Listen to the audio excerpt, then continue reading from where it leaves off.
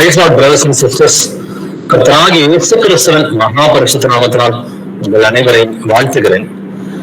இயேசு கிறிஸ்துவின் வசனமானது நம்ம வாசிக்கிறோம். அவருடைய வசனத்தை காதுல ரெகுலரா கேட்கிறோம்.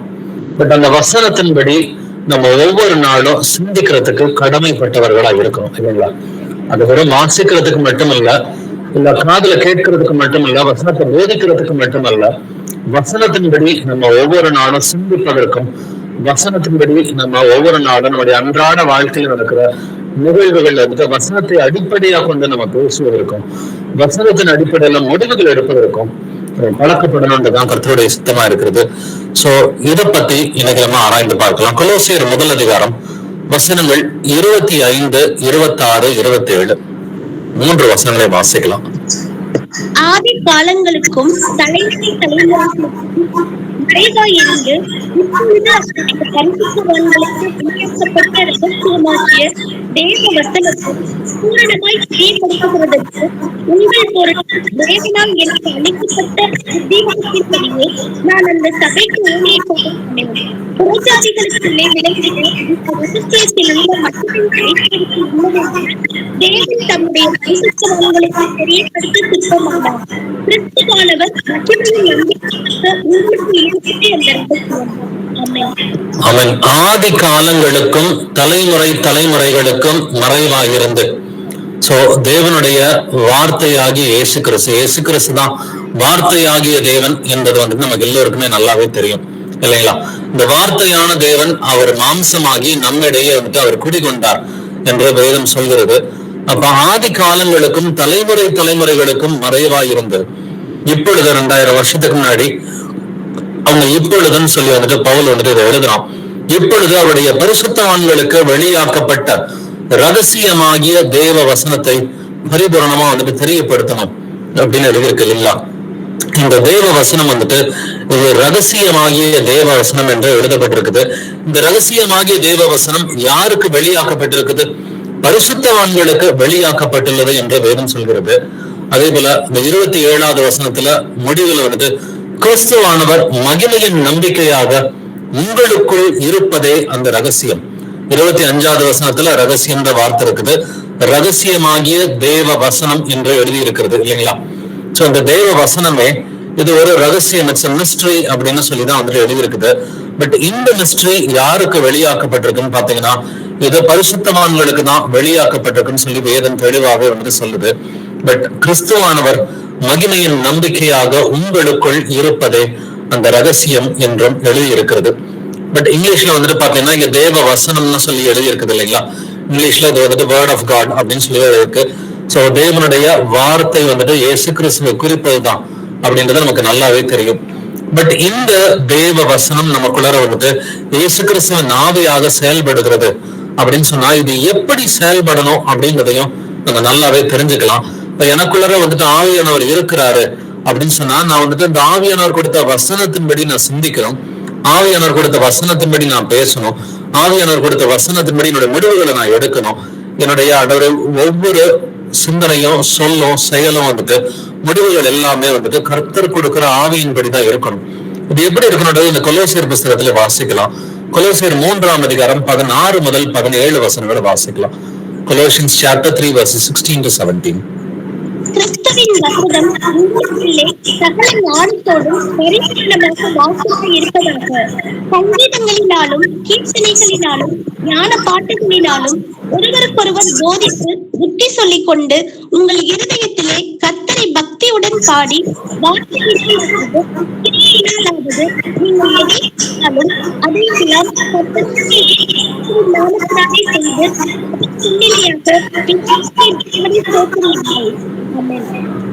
ஆமென். கிறிஸ்துவின் வசனம் உங்களுக்குள்ளே சகல ஞானத்தோடும் பரிபூரணமாக வாசமா இருப்பதாக.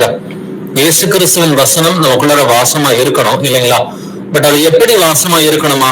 உங்களுக்குள்ளே சகல ஞானத்தோடும் இருக்கணும், பரிபூரணமா இருக்கணும், பெர்ஃபெக்டா பரிபூரணமா வாசமா இருக்கணும். சகல ஞானத்தோடும் இயேசு கிறிஸ்துவின் வசனம் நமக்குள்ள வாசமா இருக்கணும். சங்கீதங்களினாலும் கீர்த்தனைகளினாலும் ஞான பாட்டுகள் இவைகளினாலும் உங்கள் இருதயத்தில் கர்த்தரை பக்தியுடன் பாடி 17வது வசனம் சொல்லுது, வார்த்தையில நீங்கள் எதை செய்தாலும் கிரியைகளினால நீங்க எதை செய்தாலும் அதையெல்லாம் கர்த்தராகிய இயேசு கிறிஸ்துவின் நாமத்தினாலே செய்து அவர் முன்னிலையாக பிதாவாகிய தேவனை ஸ்தோத்திரியுங்கள் என்று எழுதியிருக்கிறது. அப்ப இயேசு கிறிஸ்துவின் வசனம் எனக்குள்ளர சகல ஞானத்தோடும் பரிபூரணமா வாசமா இருக்குதா அப்படின்றத நம்மை நாமே நிதானிக்கிறவர்களா இருக்கும். ஏன்னா இதே கொலோசியர்ல வந்துட்டு இந்த தேவனுடைய வசனமானது இது ரகசியம், இது பரிசுத்தவான்களுக்கு மட்டும்தான் வெளிப்படுத்தப்பட்டிருக்கின்றத பார்த்தோம். கொலோசியர் 1:27 கிறிஸ்துவானவர் மகிமையின் நம்பிக்கையாக உங்களுக்குள் இருப்பதே அந்த ரகசியம் என்றும் எழுதியிருக்கிறது. அப்படின்னா இந்த வார்த்தையாகி இயேசு கிறிஸ்து நமக்குள்ளார வந்துட்டு எப்படி இருக்கணுமா, சகல ஞானத்தோடும் பரிபூர்ணமா வாசமா இருக்கணும். அப்படி இருந்தா மட்டும்தான் வார்த்தையினால நீங்க எதை செஞ்சாலும் கிரியைகளினால நீங்க எதை செஞ்சாலும் அது எல்லாத்தையுமே கர்த்தராகிய இயேசு கிறிஸ்துவின் நாமத்தினாலே செய்து பிதாவா மகிமைப்படுத்த முடியும். இப்ப அடிப்படை கேள்வி, கிறிஸ்துவின் வசனம் எனக்குள்ளே சகல ஞானத்தோடும் பரிபூர்ணமாக வாசமா இருக்கிறதா? ஒவ்வொருத்தரும் நாமளே இந்த கேள்வியை வந்துட்டு கேட்டுக்கலாம். இப்ப வார்த்தையினாலாவது கிரியையினாலாவது நான் எதை செய்தாலும் வந்துட்டு அது எல்லாத்தையும் நான் வசனத்தின்படி நான் செய்கிறேனா அப்படின்றதை நாமளே நம்ம கேள்வி கேட்டுக்குவோம். யோவான் 15ஆம் அதிகாரம் 7ஆம் வசனம் வாசிக்கலாம். John 15:7.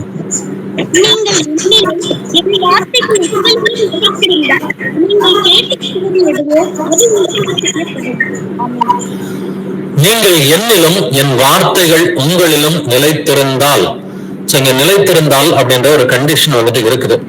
சோ நீங்கள் கர்த்தருக்குள்ளாரையும் கர்த்தருடைய வார்த்தைகள் உங்களுக்குள்ளார நிலைத்திருந்தா மட்டும்தான் நம்முடைய ஜெபங்களுக்கு பதில் வரும்னு சொல்லி ஏசப்பா வந்துட்டு சொல்றாரு இல்லையா?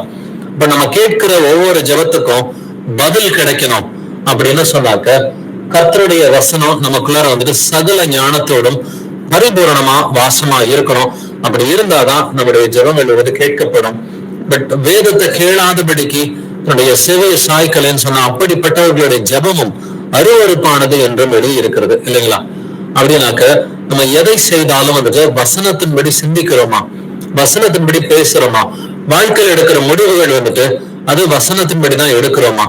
எந்த ஒரு மேஜர் டெசிஷனா இருக்கட்டும், அது பிள்ளைகளுடைய படிப்பா இருக்கட்டும், இல்ல வந்துட்டு நம்மளுடைய ஆபீஸுடைய வேலையா இருக்கும், இல்ல வேலையை சூஸ் பண்ற ஒரு முறையா வந்துட்டு இருக்கட்டும், இல்ல வந்துட்டு எந்த ஒரு காரியமா வேணா இருக்கட்டும், இல்ல வந்துட்டு ஒரு காரியத்தை வாங்கலாமா வேண்டாமா, இது இயேசுவுக்கு பிரியமா இல்லையா, இதை செய்யலாமா வேண்டாமான்னு சொல்லி ஒவ்வொரு விஷயத்திலையும் ஆண்டவருடைய சித்தப்படி நம்ம முடிவு எடுக்கிறோமா அப்படின்றத நம்மை நாமே நிதானிக்கிறவர்களா இருப்போம்.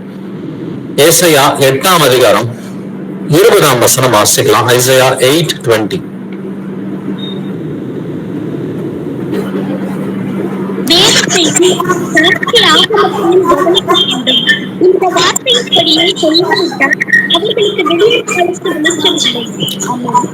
ஆமென் ஆமென்.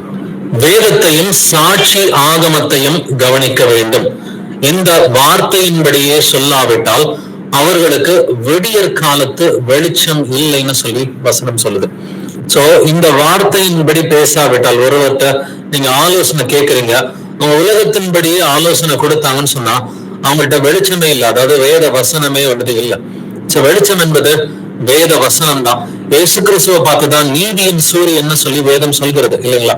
அப்ப நீதியின் சூரியனாகிய இயேசு கிறிஸ்துவின் வார்த்தை தான் நமக்கு வெளிச்சமா இருக்கிறது இல்லைங்களா?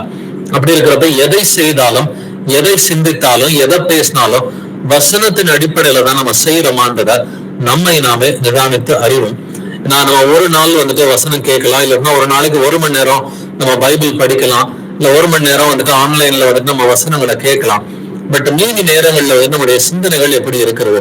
நம்ம நாள் பூரா வந்துட்டு ஒரு நாளைக்கு ஒரு 15 hours நீங்க முடிச்சுக்கிட்டு இருக்கிறீங்க, இல்ல வந்துட்டு ஒரு 17 hours நீங்க முடிச்சுக்கிட்டு இருக்கிறீங்கன்னு சொன்னாக்க நம்ம விழித்து கொண்டிருக்கும் பொழுது நம்ம ஆவியில விழித்து கொண்டிருக்கிறோம். நம்முடைய சிந்தனை ஓட்டங்கள் எல்லாம் வந்துட்டு வசனத்தின்படிதான் இருக்குதா? நம்முடைய வார்த்தைகள் வசனத்தின்படிதான் பேசுகிறோமா? நம்முடைய முடிவுகள் எல்லாம் வந்துட்டு வசனத்தின்படிதான் எடுக்கிறோமா? நம்முடைய ஒவ்வொரு கிரியைகளும் வசனத்தின்படிதான் இருக்குதா? நம்மை நாமே நிதானித்து அறிவோம். வெளிப்படுத்தின விசேஷம் 1 அதிகாரம் 3வது வசனத்தை வாசிச்சு பாத்தீங்கன்னா, இந்த தீர்க்க தரிசன வசனங்களை வாசிக்கிறவனும் கேட்கிறவனும் இதில் எழுதி இருக்கிறவர்களை கை கொள்ளுகிறவனும் பாக்கியவான்னு சொல்லி எழுதியிருக்கும். எனக்கு காலம் சமீபமா இருக்கிறது அப்படின்னு சொல்லி 2000 வருஷத்துக்கு முன்னாடியே கர்த்தர் சொல்லி இருக்கிறாரு. பட் இந்த காலம் சமீபமா இருக்கிறது, இதுக்குரிய அர்த்தத்தை வந்துட்டு நம்ம பல தடவை டிஸ்கஸ் பண்ணியிருக்கிறோம். வெளிப்படுத்தின விசேஷத்துல 7 முத்திரைகள், 7 எக்காலங்கள், 7 கோபாக்கினின் கலசங்கள் அப்படின்னு சொல்லி 21 காரியங்களை வந்துட்டு ஆவியானவர் வந்துட்டு எழுதி வைத்திருக்கிறார். அப்படின்னா இந்த 21 காரியங்கள் முடிகிற அந்த ஒரு சூழ்நிலையில இயேசு கிறிஸ்துவின் வருகை வந்துட்டு சமீபமா இருக்குது. இப்ப நாம வந்துட்டு எந்த ஒரு காலகட்டத்துல இருக்கிறோம்னு பாத்தீங்கன்னா 7 முத்திரைகளும் உடைக்கப்பட்டுருச்சு. அந்த 7ஆம் முத்திரை 7 எக்காலங்களாக பிரிக்கப்பட்டுள்ளது. அதே போல அந்த 7ஆம் எக்காலம் அது 7 கோபாக்கினின் கலசங்களாக பிரிக்கப்பட்டிருக்கிறது. இப்ப நாம இருக்கிற காலகட்டம் அந்த 7ஆம் கோபாக்கினின் கலசத்தின் காலகட்டத்துல இருக்கிறோம். அப்படின்னா இயேசு கிறிஸ்துவின் வருகைக்கு முன்னாடி ஒரு சில அடையாளங்களை அவர் கொடுத்திருக்கிறாரு. அவருடைய வருகையின் காலகட்டத்தில் இருக்கிறதுனாலதான் காலம் சமீபமா இருக்கிறது. அந்த 21 காலம் அந்த காரியங்களும் வந்துட்டு முடிவடையும் நேரத்துல இயேசு கிறிஸ்துவன் வருகை சமீபமா இருக்கிறது. ஆனா முதல் அதிகாரத்துல வெளிப்படுத்தின விசேஷம் 1:3 நீங்க வசனத்தை வாசிச்சாலும் பாக்கியவான், கேட்டாலும் பாக்கியவான், கை கொண்டாலும் பாக்கியவான் எழுதியிருக்கோம். ஆனா அதை வாசிச்சு நம்ம தெரிஞ்சுக்கிட்டோம்னு சொன்னா வெளிப்படுத்தின விசேஷம் 22:7 இந்த தீர்க்க தரிசன வசனங்களை கை கொள்ளுகிறவன் பாக்கியவான் என்று எழுதியிருக்கிறது. இப்ப வசனத்தை கை கொண்டா மட்டும்தான் அவன் பாக்கியவான்னு சொல்லி வேறும் சொல்லுது. அதுல 7 சபைகளை பத்தி நம்ம வாசிக்கிறோம் இல்லைங்களா? வெளிப்படுத்தின விசேஷத்துல வந்துட்டு நம்ம எபேசு சபையை பத்தி, நம்ம சிமர்னா சபையை பத்தி, அதே போல வந்துட்டு பெர்கமோ சபையை பத்தி வந்துட்டு வாசிக்கிறோம். தியத்ரா சபை இருக்குது, அதே போல வந்துட்டு சர்தை சபை இருக்குது, பிலடெல்பியா சபை இருக்குது, லவோதிகா சபை இருக்குது. இப்படி 7 சபைகளை பத்தி வாசிக்கிறோம். குறிப்பா வந்துட்டு பிலடெல்பியா சபையை பத்தி நம்ம தெரிஞ்சுக்கலாம். வெளிப்படுத்தின விசேஷம் 3:10 வாசிக்கலாம். ரெவலேஷன் 3:10. என் பொறுமையை குறித்து சொல்லிய வசனத்தை நீ காத்துக் கொண்டபடியினால் பூமியில் சுற்றிருக்கிறவர்களை சோதிக்கும்படியாக பூச்சக்கரத்தின் மேல் எங்கும் வரப்போகிற சோதனை காலத்திற்கு தப்பும்படி நானும் உன்னை காப்பேன். என் பொறுமையை குறித்து சொல்லிய வசனத்தை நீ காத்து கொண்டபடியினால். சோ இங்கேயுமே ஒரு கண்டிஷன் இருக்குது. ஆசீர்வாதத்துக்கு முன்னாடி ஒரு கண்டிஷன் இருக்குது. சோ இயேசு கிறிஸ்துவின் வசனத்தை நம்ம இருதயத்துல காப்பாத்திக்கிட்டோம்னு சொன்னா அதன்படி நம்ம நடந்து இருதயத்துல காப்பாத்திக்கிட்டோம்னு சொன்னாக்க பூமியில் குடியிருக்கிறவர்களை சோதிக்கும்படியாக பூச்சக்கரத்தின் மேலெங்கும் வரப்போகும் சோதனை காலத்திற்கு தப்பும்படி நானும் உன்னை காப்பேன் கர்த்தர் ஒரு வாக்குத்தத்தம் கொடுத்திருக்கிறாரு. இப்ப இந்த கடைசி நாட்கள்ல வந்துட்டு எவ்வளவோ உபாதைகள் வந்துட்டு இருக்குது. நீங்க இப்ப நியூஸ் எல்லாம் படிச்சிருப்பீங்க. இப்ப அடுத்து வந்துட்டு லெபனான்ல போர் நடக்கிற மாதிரி சூழ்நிலைகள் எல்லாம் வந்துட்டு மாறிக்கிட்டே வருகின்றத லாஸ்ட் ஒரு 15 நாள், 1 மாசம், 2 மாசமாவே இதை பார்த்துக்கிட்டு தான் வரோம். ஒவ்வொரு நாளும் வந்துட்டு அந்த நெருக்கங்கள் வந்துட்டு அதிகமாகிட்டே தான் போகுது. இப்ப காசாவில வந்துட்டு போர் ஒரு மாதிரி வந்துட்டு அந்த உச்சத்தை வந்துட்டு எட்டிட்டு இப்ப கொஞ்சம் குறைஞ்சிருக்குது. பட் அதே போல வந்துட்டு லெபனான்ல ஹிஸ்புல்லாவோட வந்துட்டு இப்ப போர் வந்துட்டு வரப்போகுது. அதே மாதிரி உலகம் முழுவதும் உக்ரைன் போரும் வந்துட்டு அது ஒரு உச்சத்துக்கு போயிட்டு அதுவும் எக்ஸ்பேண்ட் ஆகுற ஒரு சூழ்நிலையில தான் வந்துட்டு இருக்குது. சோ இதுக்கு பின்னாடி உலக போரா வந்துட்டு எக்ஸ்பேண்ட் ஆகும்போது கர்த்தர் வந்துட்டு சொல்றது, நீ வசனத்தை காப்பாத்திக்கிட்டேன்னு சொன்னா உனக்கு பாதுகாப்பு இருக்குதுன்னு சொல்லி சொல்றாரு. இப்ப வசனத்தை காப்பாத்திக்கிறதுனா என்ன அர்த்தம்? என் பொறுமையை குறித்து சொல்லிய வசனத்தை நீ காத்து கொண்டதே நாள் அப்படின்னா என்ன அர்த்தம்? கிறிஸ்துவின் வசனம் உங்களுக்குள்ளே சகல ஞானத்தோடும் பரிபூரணமாக வாசமாக இருக்கணும். நீங்கள் என்னிலும் என் வார்த்தைகள் உங்களுக்குள்ள இருக்கணும்னு சொல்லி இயேசு கிறிஸ்து சொல்லி இருக்கிறார். அப்படி இருந்தாக்க நீங்க எதை கேட்டாலும் அதை நான் உங்களுக்கு செய்வேன்னு சொல்லி கர்த்தர் சொல்லி இருக்கிறார். அதனால நமக்கு இந்த கடைசி நாட்கள்ல பாதுகாப்பு வேணும். நமக்கு இந்த கடைசி காலங்கள்ல வந்துட்டு கர்த்தருடைய ரட்சிப்பு வந்துட்டு வேணும். பரிசுத்தமா வாழணும்னு சொன்னாக்க இயேசு கிறிஸ்துவின் வசனங்கள் உங்களுக்குள்ள சகல ஞானத்தோடும் பரிபூரணமா வாசமா இருக்கணும். அப்படி இருக்கிறதா அப்படின்றத நம்ம நாளே நிதானம் தருவோம். 2 தீமோத்தேயு 1:13 வாசிக்கலாம். 2 தீமோத்தேயு 1:13. நீ கிறிஸ்து இயேசுவை பற்றும் விசுவாசத்தோடும் அன்போடும் என்னிடத்தில் கேட்டிருக்கிற ஆரோக்கியமான வசனங்களை கைக்கொண்டீரே. நீ கிறிஸ்து இயேசுவை பற்றும் விசுவாசத்தோடும் அன்போடும் என்னிடத்தில் கேட்டிருக்கிற ஆரோக்கியமான வசனங்களின் சட்டத்தை கை கொண்டிரு. இந்த ஆரோக்கியமான வசனங்களின் சட்டம்ன்றத வந்துட்டு நீங்க நல்லாவே கவனிச்சு பாருங்க. இந்த வார்த்தைகளை வந்துட்டு ஆரோக்கியமான வசனங்களின் சட்டம்னு சொல்லி இருக்கு. வேதம் வந்துட்டு ஒரு சட்ட புஸ்தகம் அப்படின்றத நல்லாவே தெரிஞ்சுக்குங்க. நமக்கு கர்த்தருடைய வார்த்தையானது இது ஒரு சட்ட புஸ்தகமா இருக்கிறது. இந்த சட்ட புஸ்தகத்துல நெளிவு சுழிவுன்றதே கிடையாது பிரதர்ஸ் அண்ட் சிஸ்டர்ஸ். நல்லாவே நம்ம தெரிஞ்சுக்கலாம். இந்த சட்ட புஸ்தகத்துல நெளிவு சுழிவுன்றது கிடையாது. அதனாலதான் வந்துட்டு ஆண்டவர் வலப்புறமோ இடப்புறமோ சாயாமல் நீ நேர் வழியா நடக்கணும்னு சொல்லி கர்த்தர் சொல்லி இருக்கிறார். இல்ல ஆண்டவரே கொஞ்சம் அட்ஜஸ்ட் பண்ணிக்கோங்க, காம்ப்ரமைஸ் பண்றதுக்கு நமக்கு இடமே இல்லை. ஜீவனோ மரணமோ காம்ப்ரமைஸ் பண்றதுக்கு நமக்கு இதுல வந்துட்டு இடம் இல்லை பிரதர்ஸ் அண்ட் சிஸ்டர்ஸ். கிறிஸ்து எனக்கு ஜீவன், சாவு எனக்கு ஆதாயம் அப்படின்ற ஆட்டிடியூட் இருந்தாக்க நமக்கு இந்த உலகத்தில் இருக்கிற ஜீவனையும் கர்த்தர் வந்துட்டு நிறைய நேரங்கள்ல கொள்ளை பொருளாக வந்துட்டு கொடுப்பாரு, நித்திய ஜீவனையும் நிச்சயமா கொள்ளை பொருளா வந்துட்டு கொடுப்பாரு. சோ இந்த ஆட்டிடியூடு தான் ஒவ்வொருத்தருக்கும் வந்துட்டு இருக்கணும். கிறிஸ்து எனக்கு ஜீவன், சாவு எனக்கு ஆதாயம்ன்ற அந்த ஆட்டிடியூடுக்கு நம்ம வந்துட்டு வரணும். நான் வரும் நாட்கள் எல்லாம் வந்துட்டு அது உலகத்தின்படி பார்த்தாக்கா அது ஒரு பயத்திற்குரிய நாட்களா தான் வந்துட்டு இருக்க போகிறது. அப்படின்னு சொன்னாக்கா அந்த நாட்கள் எல்லாம் வந்துட்டு நம்ம அதெல்லாம் வந்துட்டு தாண்டி கர்த்தருக்கு முன்பாக நிக்கிறதுக்கு தயாரா இருக்கணும்னு சொன்னாக்கா நம்முடைய ஆட்டிடியூடு இயேசு கிறிஸ்துவ போலவே இருக்கணும். கிறிஸ்துவின் சிந்தையே உங்களிலும் இருக்க கடவுள்னு சொல்லி வேதம் சொல்கிறது. அப்படின்னா இது ஒரு சட்ட புஸ்தகம். இந்த சட்ட புஸ்தகத்துல ஒரு நிலைய சுழிவும் கிடையாது அப்படின்றத வலப்புறமோ இடப்புறமோ சாயாம அப்படியே எக்ஸாக்டா கடைபிடிக்கணும் அப்படின்ற எண்ணம் நமக்கு வேணும். அதான் கொஞ்சம் புளிப்பு மாவு, அது பிசைந்த மாவு அனைத்தையும் ஒப்ப பண்ணணும்னு சொல்லி எழுதியிருக்கு. சோ கொஞ்சோண்டு புளிப்பு மாவுக்கு கூட வந்துட்டு இடம் கொடுக்க கூடாது. ஒரு சின்ன காம்ப்ரமைஸ் வந்துட்டு பெரிய பாவத்துக்குள்ளார வந்துட்டு கொண்டு போயிடும். அதனால ஆண்டவர் வந்துட்டு அப்படியே அவருடைய வார்த்தைக்கு கீழ்ப்படின்னு சொல்லி இருக்கிறாரு. மத்தேயு 7ஆம் அதிகாரம் 24வது வசனத்தை வாசிக்கலாம். Matthew 7:24. ஆகையால் நான் சொல்லிய இந்த வார்த்தைகளை கேட்டு சிஸ்டர் உங்களோட மைக்ல கொஞ்சம் கிளாரிட்டி கம்மியா இருக்கு. வேணா ஒரு தடவை நீங்க லாக் அவுட் பண்ணிட்டு கூட திரும்ப லாகின் பண்ணுங்க, கரெக்டா இருக்கும்னு நினைக்கிறேன். இந்த வசனத்தை மட்டும் வேற யாராவது வாசிங்க சிஸ்டர்ஸ். ஆகையால் நான் சொல்லி இந்த வார்த்தைகளை கேட்டு இவைகளின்படி செய்கிறவன் எவனோ அவனை கண்மலையிலே தன் வீட்டை கட்டின புத்தியுள்ள மனுஷனுக்கு ஒப்பிடுவேன். ஆகையால் நான் சொல்லிய இந்த வார்த்தைகளை கேட்டு இவைகளின்படி செய்கிறவன் எவனோன்னு சொல்லி இருக்கு இல்லைங்களா? சோ அவருடைய வார்த்தையின்படி செய்கிறவன் தான் வந்துட்டு கண்மலையின் மேல் தன்னுடைய வீட்டை கட்டுகிறவனா இருப்பான் அப்படின்னு சொல்லி இயேசு கிறிஸ்து சொல்றாரு. அப்படியே அவருடைய வசனத்தின்படி செய்யணும். அது எந்த சிச்சுவேஷனா இருந்தாலும் சரி. ஏன்னா இன்னைக்கு அநேக கிறிஸ்தவர்கள் வந்துட்டு காரணம் சொல்றது சூழ்நிலையை தான் காரணம் சொல்றாங்க. ஏன்னா சேவராஜாவை நீங்க கவனிச்சு பாருங்க, நான் ஜனங்களுக்கு பயந்தேன் அப்படின்னு தன்னுடைய சூழ்நிலையை தான் வந்துட்டு அவன் காரணமா அப்படின்னு சொல்றான். நான் ஜனங்களுக்கு பயந்தேன், அதனாலதான் தப்பு பண்ணிட்டேன். இப்ப ஆதாம கேட்டீங்கன்னாக்க இல்ல ஏவாள் தான் இப்படி பண்ணலாம், ஏவாளை கேட்டா இந்த பாம்பு தான் இப்படி பண்ணுச்சுன்னு சொல்லி சூழ்நிலையை வந்துட்டு காரணமா சொல்லுவாங்க, இல்ல மத்தவங்க மேல பழி போடுவாங்க. பட் ரெஸ்பான்சிபிலிட்டி வந்து நம்முடைய தான். யாருக்கு அதிகமாக கொடுக்கப்பட்டிருக்கிறதோ ரெஸ்பான்சிபிலிட்டி அவர்களுடைய தான். நம்மளை போல வந்துட்டு நம்ம வீட்டு சபையில இருக்கிறோம், நம்ம கர்த்தருடைய வந்துட்டு பிள்ளைகளா இருக்கணும். அவ்வளவு வசனங்கள் அவ்வளவு வெளிப்பாடுகளை கர்த்தர் நமக்கு கொடுத்திருக்கிறாருன்னு சொன்னாக்க நமக்கு பெரிய ரெஸ்பான்சிபிலிட்டி இருக்கிறது சிஸ்டர்ஸ். அவருடைய பிள்ளைகளா இருக்கிறதுக்கு மட்டும் இல்ல, அவருக்கு ஸ்தானாபதிகளா இருக்கிறதுக்கு நமக்கு பெரிய ரெஸ்பான்சிபிலிட்டியை கொடுத்திருக்கிறார். அப்படின்னு சொன்னாக்க அவருடைய வசனங்களை பெர்ஃபெக்டா நம்ம வாழ்க்கையில வந்துட்டு கீழ்ப்படுகிறதுக்கு நம்ம கடமைப்பட்டவர்களா இருக்கிறோம். அவருடைய வசனத்துல வந்துட்டு கொஞ்சம் விட கூட்டுறதோ குறைக்கிறதோ கூடாது அப்படின்றத தெளிவாகவே தெரிஞ்சிருக்கோம். வெளிப்படுத்தின விசேஷம் 22ஆம் அதிகாரம் வசனங்கள் 18 முதல் 19 வரை வாசிக்கலாம்.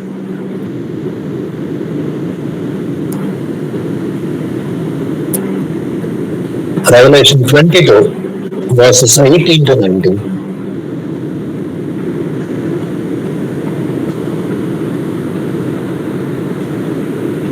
இந்த புத்தகத்தில் உள்ள தீர்க்கதரிச வசனங்களை கேட்கிற யாவருக்கும் நான் சாட்சியாக ஒத்திருக்கிறதாவது, ஒருவன் இவைகளோடு எதையாவது கூட்டினால் இந்த புத்தகத்தில் எழுதியிருக்கிற வாதைகளுக்கு தேவன் அவன் கூட்டுவார். ஒருவன் இந்த மதத்திலிருந்தும் பரிசுத்த நகரத்திலிருந்தும் இந்த புத்தகத்தில் எழுதப்பட்டவர்களிலிருந்தும் அவருடைய பங்கை தேவன் எடுத்துக் போடுவார். அவன் இந்த புத்தகத்தில் உள்ள தீர்க்க தரிசன வசனங்களை கேட்கிற யாவருக்கும் சாட்சியாக ஆவியானவர் சொல்றது என்னது? எதையாவது கூட்டினாக்க தேவன் வந்துட்டு உனக்கு வாதைகளை வந்துட்டு கூட்டுவாரு. நீ எதையாவது எடுத்து போட்டாக்க தேவன் வந்துட்டு உன்னுடைய பங்கு வந்துட்டு ஜீவ புஸ்தகத்திலிருந்து எடுத்து போட்டுருவாருன்னு சொல்லி வேதம் சொல்கிறது. இது கள்ள போதகர்களுக்கு மட்டும் இந்த வசனம் கிடையாது. நாமளும் வசனத்தோட எதையும் கூட்டி குறைச்சு நம்ம வாழ்க்கையில வந்துட்டு கீழ்ப்படிய கூடாதுன்னு நல்லாவே தெரிஞ்சுக்கணும். கெட்ட வார்த்தை ஒன்றும் உங்கள் வாயிலிருந்து புறப்பட வேண்டாம் அப்படின்னு சொன்னா கெட்ட வார்த்தை பேசக்கூடாதுன்னா பேசக்கூடாதுதான். நீங்கள் கோபம் கொண்டாலும் பாவம் செய்யாதீர்கள் வசனம் சொல்லுது. அப்ப கோபப்பட்டாலும் பாவம் வந்துட்டு பண்ணக்கூடாது. சோ ஆண்டவர் சொன்னதா போய் சொல்லக்கூடாது, கெட்ட வார்த்தை பேசக்கூடாது, வந்துட்டு நம் சகோதரன் வந்துட்டு முட்டாள்னு வந்துட்டு சொல்லக்கூடாது, பொருள் ஆசையோடு இருக்கக்கூடாது, அது ஒரு விக்கிரக ஆராதனைன்னு சொல்லி எழுதி இருக்குது. இந்த உலக காரியங்களை காட்டிலும் கர்த்தருக்குரிய காரியங்களுக்கு தான் பிரதானமா முக்கியத்துவம் கொடுக்கணும். ஏன்னா இன்னைக்கு ஒரு சிலர் வந்துட்டு கவனிச்சு பாத்தீங்கன்னு சொன்னாக்க உலக காரியங்களுக்கு ரொம்ப முக்கியத்துவம் கொடுப்பாங்க, வேலைக்கு வந்துட்டு வேகமா ஓடுவாங்க. பட் கர்த்தருடைய காரியத்துல வந்துட்டு பாத்தீங்கன்னா அந்த அளவுக்கு வந்துட்டு ஒரு இம்பார்ட்டன்ஸ் வந்துட்டு இருக்காது. கூடுகைக்கு வந்துட்டு வராம இருக்கிறது, ஒரு வாரம் வருது, ஒரு வாரம் வராம இருக்கிறது, இல்ல லேட்டா வருது. நம்ம ட்ரெயின் பிடிக்கிறதுக்கு லேட்டா போவோமா, நம்ம வந்துட்டு ஒரு பஸ் புக் பண்ணிருக்கிறோம், ட்ரெயின் புக் பண்ணிருக்கிறோம், ஒரு ஃபிளைட் புக் பண்ணிருக்கிறோம்னா அந்த ஒரு 2 நிமிஷம் லேட்டா போனாலும் ட்ரெயின் கிளம்பிடும் இல்ல ஃபிளைட் கிளம்பிடும் இல்லைங்களா. பட் ஆனா கர்த்தருடைய காரியத்துல வந்துட்டு அசட்டையாதான் வந்துட்டு இருக்கிறது. அரை மணி நேரம் லேட்டா வருது, 10 மணின்னு போட்டா 11 மணி, 11 மணின்னு போட்டா 11:30 மணின்னு சொல்லி பரவாயில்ல அட்ஜஸ்ட் பண்ணிக்கலாம், நம்ம பிரதர் சிஸ்டர்ஸ் தானே அட்ஜஸ்ட் பண்ணிக்குவாங்க. உண்மையிலே பிரதர் சிஸ்டர்ஸ் அட்ஜஸ்ட் பண்ணிக்குவாங்க, அதுல எந்த மாற்றமுமே கிடையாது. பிரதர் சிஸ்டர்ஸ் பொறுத்த வரைக்கும் தாராளமா அட்ஜஸ்ட் பண்ணிக்குவாங்க. பட் கர்த்தர் அட்ஜஸ்ட் பண்ண மாட்டார். நான் ஆண்டவர் தெளிவாவே காம்ப்ரமைஸ் கூடாதுன்னு சொல்லி இருக்கிறாரு. அந்த காம்ப்ரமைஸ் வந்துட்டு கர்த்தருடைய காரியத்துல நான் ஆரம்பிக்கும். ஏன்னா நம்ம மற்ற காரியங்களுக்கெல்லாம் வந்துட்டு ஃபர்ஸ்ட் ப்ரையாரிட்டி கொடுத்து ஃபர்ஸ்ட் இம்பார்ட்டன்ஸ் கொடுத்து பண்ணுவோம். பைபிள் படிக்கிறது, ஜெபிக்கிறது, குடும்ப ஜெபம் பண்றது, இதுதான் தள்ளி போய்கிட்டே இருக்கும். பட் ஃபைனலா அன்னைக்கு நாள்ல முடியலன்னா தட்ஸ் ஓகே, பரவாயில்ல நாளைக்கு பாத்துக்கலாம் அப்படின்ற மாதிரி காம்ப்ரமைஸ் பண்ற காரியங்கள் வந்துட்டு நமக்கு ஆவிக்குரிய காரியத்துலதான் காம்ப்ரமைஸ் ஸ்டார்ட் ஆகும். உலக காரியத்தை காம்ப்ரமைஸ் பண்ணுக்கோமா? யோசிச்சு பாருங்க, ஒரு நாளைக்கு 3 வேளை சாப்பிடுறதுக்கு வேலை பரவாயில்ல நான் 2 வேளை சாப்பிடுறேன், 1 வேளை சாப்பிடுறேன்னு சொல்லி நம்ம காம்ப்ரமைஸ் பண்ணுவோமா? நல்லாவே யோசிச்சு பாருங்க. உலக காரியங்கள் வந்துட்டு காம்ப்ரமைஸ் பண்றது கிடையாது. பட் கர்த்தருக்குரிய காரியங்கள் வந்துட்டு காம்ப்ரமைஸ் வந்துட்டு இருக்கத்தான் செய்கிறது. சோ ஆனால் அப்படின்னு சொல்றதுக்கு வந்துட்டு பைபிள்ல இடமே இல்லை brothers and sisters. Ifs and puts அதுக்கு வந்துட்டு பைபிள்ல வந்துட்டு இடமே இல்லை. கரெக்ட் தான் பிரதர், இந்த வசனம் கரெக்டா தான் சொல்லுது. பட் இருந்தாலும் என் சூழ்நிலையை வந்துட்டு நீங்க கொஞ்சம் யோசிச்சு பாருங்க. என் சூழ்நிலை எப்படி இருந்துச்சு, இந்த சூழ்நிலையில எப்படி வந்துட்டு நான் வந்துட்டு பாவம் செய்யாம இருக்க முடியும், இந்த சூழ்நிலையில எப்படி நான் கரெக்டா நடக்க முடியும்? பட் அப்படி இல்லை. நம்மளுடைய பாவங்களை ஜஸ்டிஃபை பண்றதுக்கு நமக்கு வந்துட்டு பைபிள்ல வந்துட்டு இடமே இல்லைன்னு சொல்லி கர்த்தர் வந்து சொல்றார். சோ வசனங்களோட எதையும் கூட்டக்கூடாது, எதையும் எடுத்து போடக்கூடாது. இது கள்ள போதைகளுக்கு மட்டும் கிடையாது, போதிக்கிறவங்களுக்கு மட்டுமே இந்த ரூல் கிடையாது. கடைபிடிக்கிற ஒவ்வொருவருக்கும் அந்த வசனத்தை கேட்கிற யாவருக்கும் சொல்கிறதுன்னு தான் வேதம் சொல்லுது இல்லைங்களா. நல்லாவே இந்த வெளிப்படுத்தின விசேஷம் 22:18 கவனிச்சுக்கங்க. இந்த புத்தகத்தில் உள்ள தீர்க்க தரிசன வசனங்களை கேட்கிற யாவருக்கும் நான் சாட்சியாக எச்சரிக்கிறது. அப்ப கேட்கிற ஒவ்வொருவருக்கும் தான் கர்த்தர் இந்த எச்சரிப்பை கொடுக்கிறாரு. இது போதிக்கிறவங்களுக்கு மட்டும் இந்த எச்சரிப்பு கிடையாது. அப்ப வசனத்தோட காம்ப்ரமைஸ் பண்ணி பரவாயில்ல, இப்போ ஒரு விஷயத்த ஆண்டவர் எடுத்துட்டு அட்ஜஸ்ட் பண்ணி போறேன், இதை கூட்டிக்கிறேன், இதை குறைச்சிக்கிறேன்னு சொல்லி நம்மளுடைய கீழ்ப்பிடுதல்ல எதையும் கூட்டுறதுக்கோ குறைக்கிறதுக்கோ ஒண்ணுமே கிடையாது. ஆண்டவர் சொல்லிட்டாருனாக்கா அது சொன்னதுதான். இதை செய்யணும், அதை செஞ்சுதான் ஆகணும். இதை செய்யாதேன்னு சொன்னா அதை செய்யாம இருப்பது நமக்கு அது நலமாயிருக்கும். அப்பதான் இயேசு கிறிஸ்துவின் வசனம் சகல ஞானத்தோடும் பரிபூரணமா நமக்குள்ளார வாசமா இருக்குது அப்படின்றது நம்முடைய இருதயத்துக்கு, நம்முடைய மனசாட்சிக்கு புரியும். தொடர்ந்து வாசிக்கலாம். வெளிப்படுத்தின விசேஷம் 19:9 வாசிக்கலாம். ரெவலேஷன் 19:9. பின்னும் அவன் என்னை நோக்கி, ஆட்டுக்குட்டியானவரின் கல்யாண விருந்துக்கு அழைக்கப்பட்டவர்கள் பாக்கியவான்கள் என்று எழுதி என்றான். மேலும் இவைகள் தேவனுடைய சத்தியமான வசனங்கள் என்று என்னுடனே சொன்னான். இது எப்படிப்பட்ட வசனங்கள் பாருங்க பிரதர்ஸ் அண்ட் சிஸ்டர்ஸ். இவைகள் தேவனுடைய சத்தியமான வசனங்கள் என்று எழுதி இருக்கிறது இல்லைங்களா. இவைகள் தேவன் சத்தியபரர் அப்படின்றது நமக்கு தெரியும். இயேசு கிறிஸ்து நானே வழியும் சத்தியம்னு சொல்லி இருக்கிறாரு. சத்திய ஆவியானவர்னு சொல்லி நம்ம ஆவியானவர்கள் சத்திய ஆவியானவர்னு சொல்றோம். அவருடைய வசனங்கள் எப்படிப்பட்டது?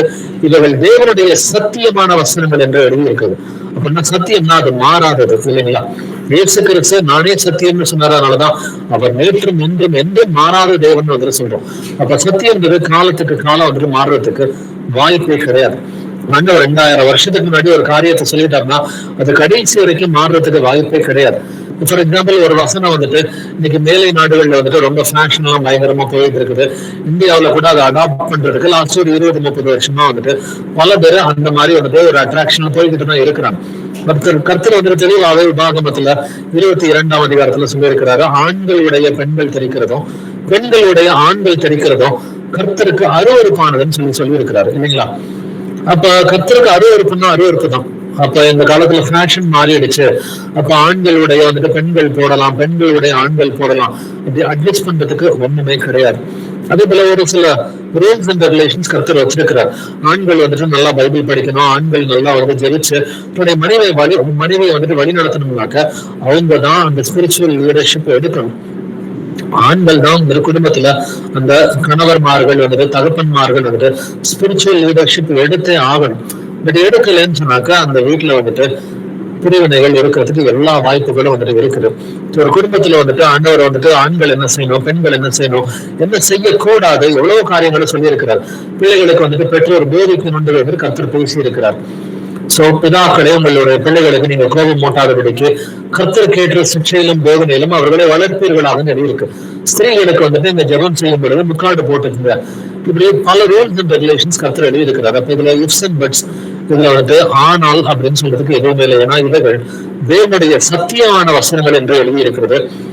இதே வெளிப்படுத்தின விசேஷம் 21ஆம் அதிகாரத்துல 5வது வசனத்துல இந்த வசனங்கள் சத்தியமும் உண்மையுமானவைகள் என்று எழுதியிருக்கிறது.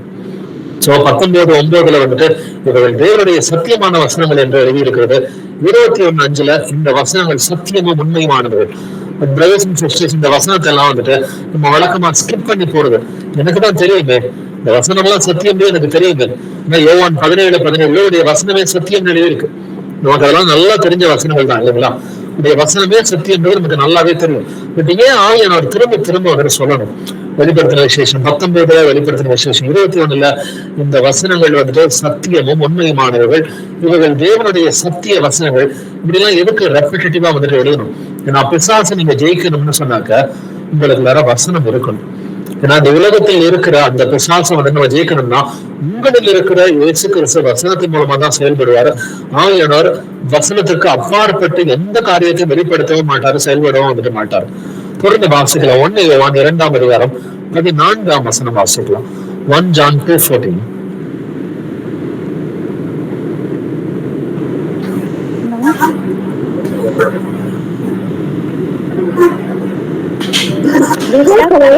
பலவான்களாய்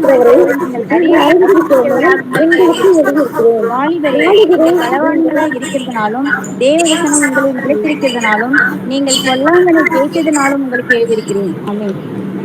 வேத வசனம் உங்களை நிலைத்திருக்கிறதுனாலும், வாலிபரே அப்படின்னு சொல்லிதான் அட்ரஸ் பண்றாரு. பிதாக்களே வாலிபரே என்று ஆவியானவர் அட்ரஸ் பண்ணி எழுதுறாரு. நீங்கள் பலவான்களாய் இருக்கிறதுனாலும் தேவ வசனம் உங்களை நிலைத்திருக்கிறதுனாலும் நீங்கள் பொல்லாங்கனை ஜெயித்ததுனாலும் உங்களுக்கு எழுதுகிறோம்.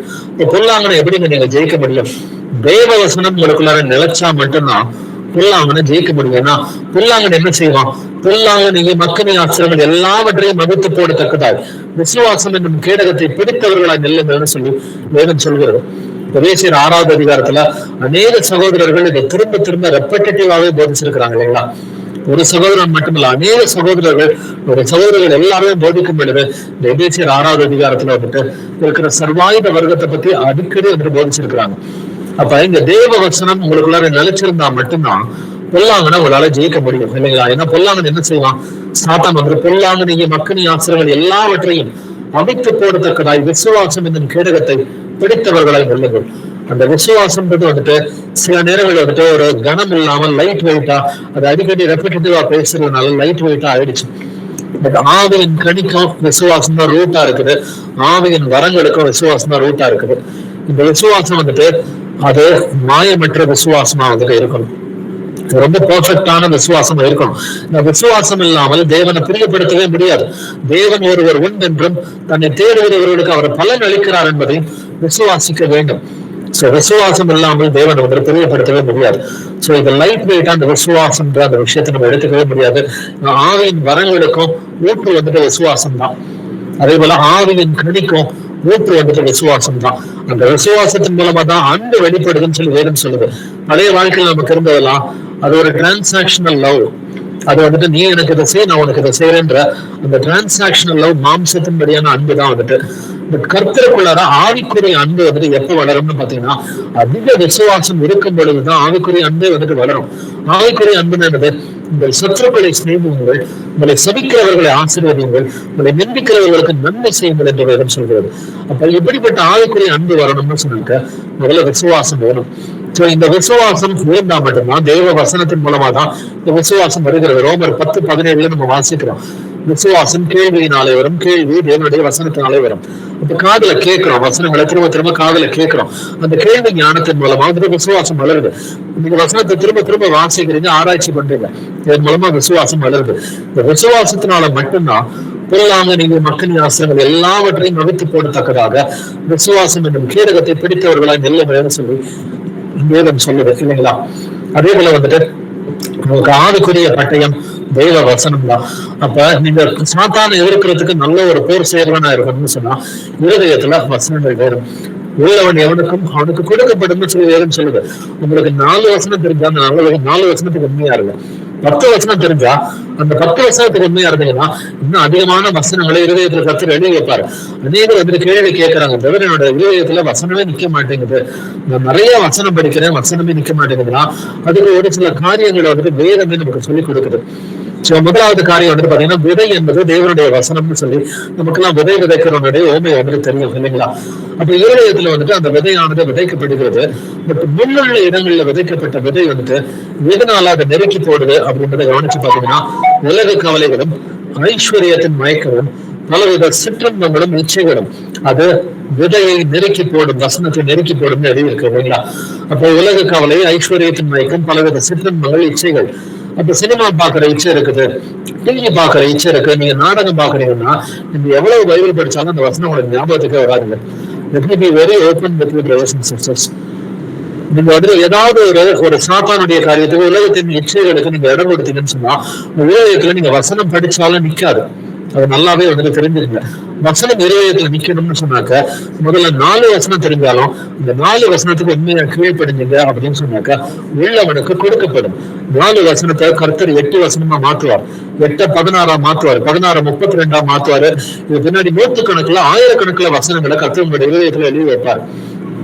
அந்த 4 வசனம் தெரியுது, அந்த 4 வசனத்துக்கு நான் கீழ்ப்படிய மாட்டேன் அப்படின்னு சொன்னாக்கா அடிப்படையா நமக்கு 10 கற்பனைகள்லாம் நமக்கு தெரியும் இல்லைங்களா?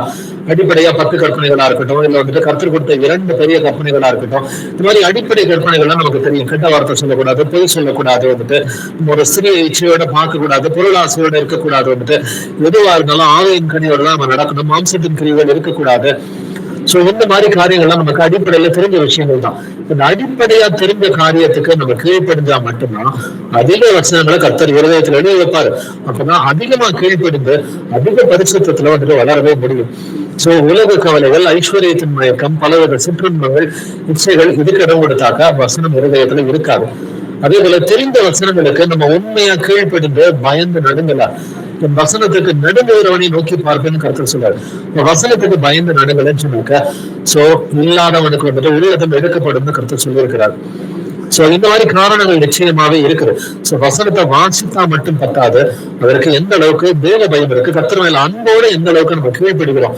சோ இந்த அன்பும் தேவ பயமும் வந்துட்டு ரொம்ப ரொம்ப அடிப்படையானது வந்துட்டு. சோ தேவ வசனம் நமக்குள்ளார நிலைத்திருந்தாக்க பொருளாக நிச்சயமா ஜெயிக்க முடியும் அப்படின்னு கர்த்தர் சொல்றாரு. வெளிப்படுத்தின விசேஷம் 12:11 வாசிக்கலாம். ரெவலேஷன் 12:11. மரணம் நேரடிகளாய் இருந்தாலும் அதற்கு தக்கும்படி தங்கள் ஜீவனையும் பாராமல் ஆட்டுக்குட்டியின் ரத்தத்தினாலும் தங்கள் சாட்சியின் வசனத்தினாலும் அவங்க ஜெயித்தார்கள். பிசாசை நீங்க ஜெயிக்கிறதா இருந்தா என்ன பண்ணணுங்க? மரணமே நேரிடுகிறதா இருந்தாலும் அதற்கு தப்பும்படி தங்கள் ஜீவனையும் பாராமல் ஆட்டுக்குட்டியானவரின் ரத்தத்தினாலும் தங்கள் சாட்சியின் வசனத்தினாலும் அவனை ஜெயித்தார்கள். அப்ப மரணமே ஏற்பட்டாலும் அது கிறிஸ்து எனக்கு ஜீவன், சாவு எனக்கு ஆதாயம் அப்படின்ற அந்த எண்ணம் இருந்துச்சுன்னு சொன்னாக்க சாத்தானை ஜெயிக்க முடியுங்க. ஆனா நம்ம எல்லாம் பிலடெல்பியா சபையை போல இருக்கிறோம். கடைசி நாட்கள்ல வெளிப்படுத்தின விஷயத்துல நல்லா தெரிஞ்சிருந்த 7 சபைகள்ல 2 சபை தான் கர்த்தருக்கு ரொம்ப ரொம்ப பிரியமா இருந்துச்சு. அந்த 7 சபையில 5 சபைகளை பார்த்து மனம் திரும்புன்னு சொல்றாரு. மனம் திரும்புன்ற வார்த்தை 2 சபைக்கு இல்ல. ஒன்னு சிமர்னா சபை, இன்னொன்னு பிலடெல்பியா சபை. நல்லா தெரிஞ்சுக்கங்க. ஒன்னு சிமர்னா சபை, இன்னொன்னு பிலடெல்பியா சபை.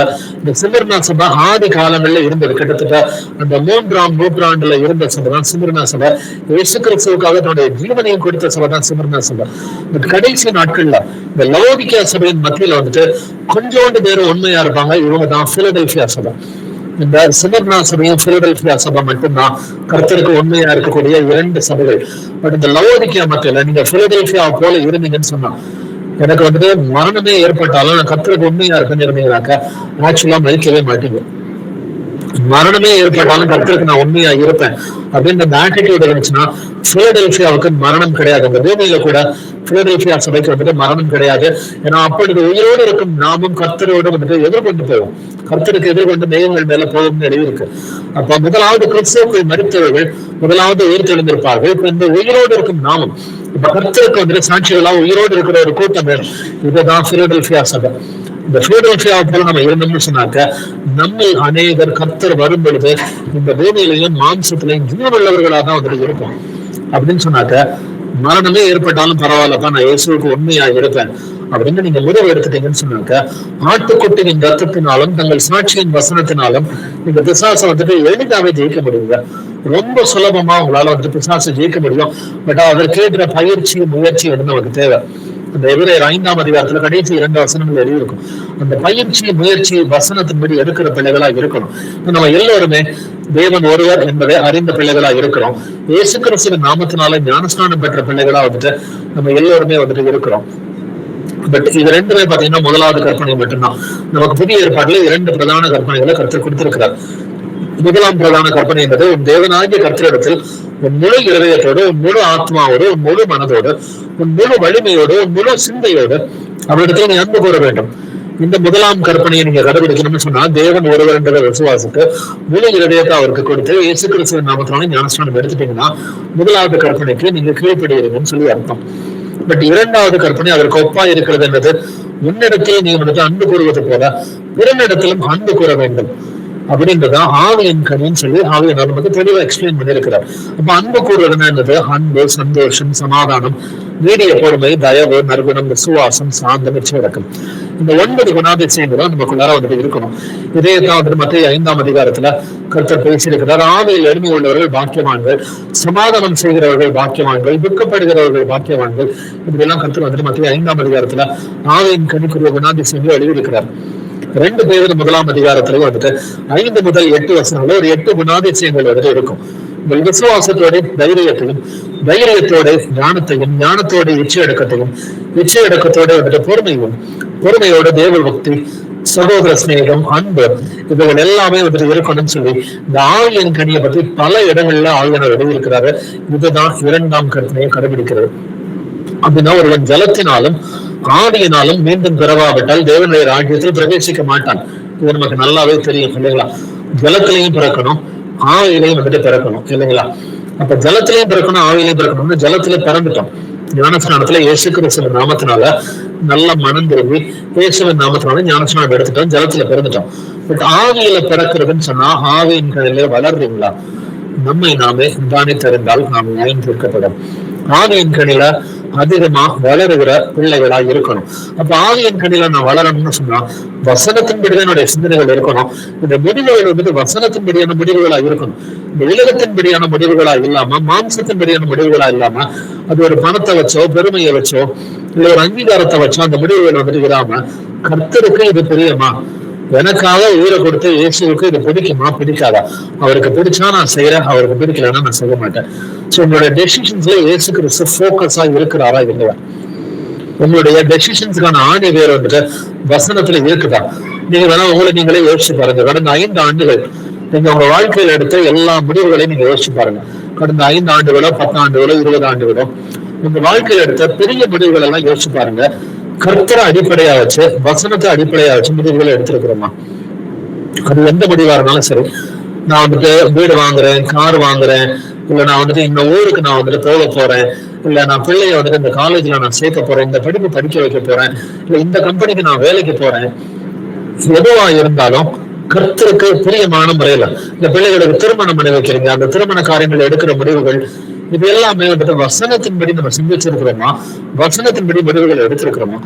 எடுக்கலன்னு சொன்னா இன்னையில இருந்து நம்ம அதை பழகிக்கலாம். கர்த்தர் நல்லவர், அவர் எப்படியும் நமக்கு எதிர்பார்க்கறது இனி பாவம் செய்யாது.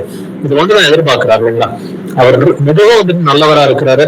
இந்த விபச்சாரத்துல வந்துட்டு பிடிபட்ட பெண்ணை பார்த்து இனி பாவம் செய்யாது அப்படின்ற வார்த்தையை தான் வந்துட்டு சொன்னார். அதே போல வந்துட்டு 38 வருஷமா வியாதிப்பட்டவன் வந்துட்டு சுகமாக்கிட்டு அவனை மீண்டும் சந்தித்து அவர் சொன்னது வந்துட்டு இனி பாவம் செய்யாது. இந்த ஒரு காரியத்தை தான் கர்த்தர் நம்மளுக்கு எதிர்பார்க்கிறார். இதுனா இது வரைக்கும் நம்முடைய முடிவுகள், மேஜர் டெசிஷன்ஸ் எதுவுமே வந்துட்டு நம்ம வசனத்தை அடிப்படையாக கொண்டு செய்யலன்னு சொன்னா இனிமேட்டு செய்வோம். இனி பாவம் செய்யாதுன்னு சொல்லி கர்த்தர் சொல்றது போல ரொம்ப டெண்டரா தான் நம்மளை வழி நடத்துறாரு இல்லைங்களா? நெசல் கொண்ட ஆடுகளை வந்துட்டு ஒரு மேய்ப்பன் தோல் தூக்கிட்டு போறது போல வந்துட்டு ரொம்ப டெண்டரா தான் நம்மளை எல்லாம் வழி நடத்தி கொண்டு போறாரு. எந்த ஒரு காரியங்களும் அவ்வளவுதான் நம்மளை கண்டிக்கிறதுலாம் கிடையாது. அவர் மட்டாய் தண்டித்து நம்மளை வந்துட்டு அற்புதமா தான் வந்துட்டு ரொம்ப வந்துட்டு டெண்டரா அற்புதமா நம்மளை வழி நடத்தி கொண்டு போயிட்டு இருக்கிறாரு. அப்படின்னா ஆவியில பிறக்கிறதுக்கு கடமைப்பட்டவர்களா இருக்கிறோம். ஏன்னா ஜலத்துல பிறந்துட்டோம் இல்லைங்களா? ஜலத்துல பிறந்துட்டதுனால ஆவியில பிறக்கிறதுக்கும் கடமைப்பட்டவர்களா இருக்கும். 1 பேதுரு 1 அதிகாரம் 23வது வசனத்தை வாசிக்கலாம். 1 Peter 1:23.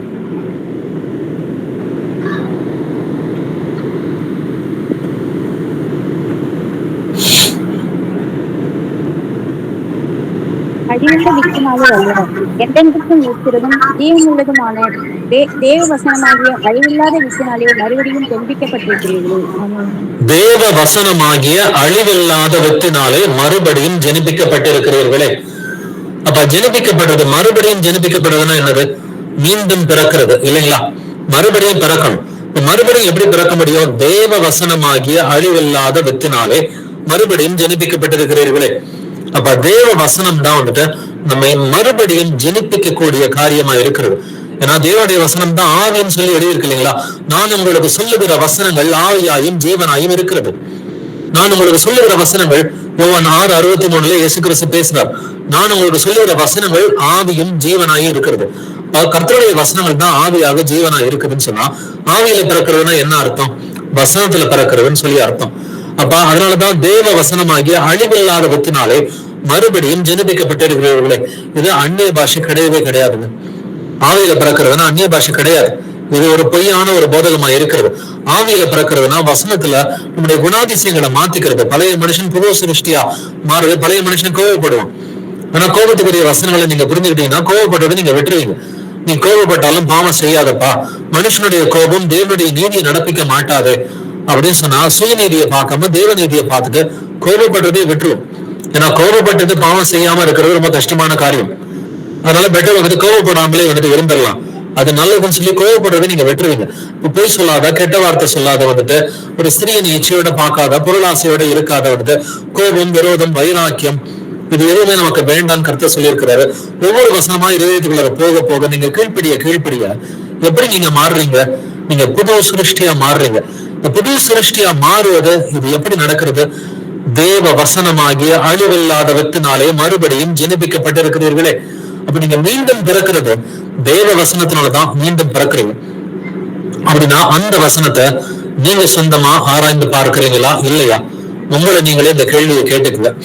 நம்மை நாமே நிதானித்து அறிந்தால் நாம் நியாயம் தீர்க்கப்படும். இப்ப வேத வாக்கியங்களை நீங்க சொந்தமா ஆராய்ந்து பார்க்கணும். ஆவியானவர் உங்களுக்கு அந்த எல்லா சகல ஞானத்தையும் நிச்சயமா கொடுப்பார். காதுல கேட்கறது நல்லதுதான். நீங்க தினந்தோறும் வேத வாக்கியங்களை காதுல கேட்கறது ரொம்ப நல்லதுதான். வந்துட்டு ஞாயிற்றுக்கிழமை கூடுகையில வந்துட்டு நம்ம காதுல கேட்கறது நமக்கு நல்லதுதான். பட் சொந்தமா நம்ம ஆராய்ந்து பார்க்கிறோமா? குடும்பத்தோட உட்காந்து கணவன் மனைவி பிள்ளைகளா உட்காந்து வேத வாக்கியங்களை ஆராய்ந்து பார்க்கிறோமா இல்லையா அப்படின்றத நம்மை நாமே நிதானித்து அறிவோம். யாக்கோபு 1:18 வாசிக்கலாம். ஜேம்ஸ் 1:18.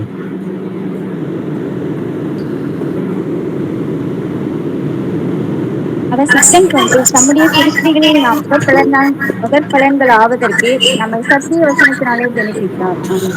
நம்மை சத்திய வசனத்தினாலே ஜெனிப்பித்தார் அப்படின்னு சொல்லி எழுதியிருக்கு இல்லைங்களா? ஜெனிப்பிக்கிறதுனா என்னதுங்க? மறுபடியும் பிறக்க வைக்கிறது தான் ஜெனிப்பிக்கிறது. அப்ப நம்ம மறுபடியும் பிறக்கிறது எப்படி? நம்மை சத்திய வசனத்தினாலே ஜெனிப்பித்தார்.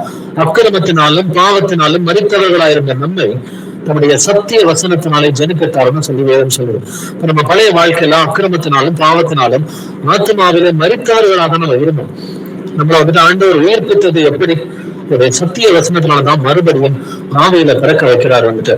அப்ப திருவசனத்தை கொண்டுதான் அவர் நம்மை சுத்திகரிக்கிறார்னு வேதம் சொல்லுது. உடைய சத்தியத்தினாலே அவர்களை பரிசுத்தமாக்கும். உடைய வசனமே சத்தியம் என்று எழுதி இருக்கிறது இல்லைங்களா? யோவான் 17:17 நமக்கு நல்லா தெரிஞ்ச வசனம் தான். நம்ம பரிசுத்தமாகிறது எப்படி? உடைய சத்தியத்தினாலே அவர்களை பரிசுத்தமாக்கும். உடைய வசனமே சத்தியம். நம்ம வசனமாகிய சத்தியத்தின் மூலமா தான் பரிசுத்தமா மாறுறோம். எபேசியர் 5ஆம் அதிகாரம் 26 முதல் 27 வசனங்களை வாசிப்போம்.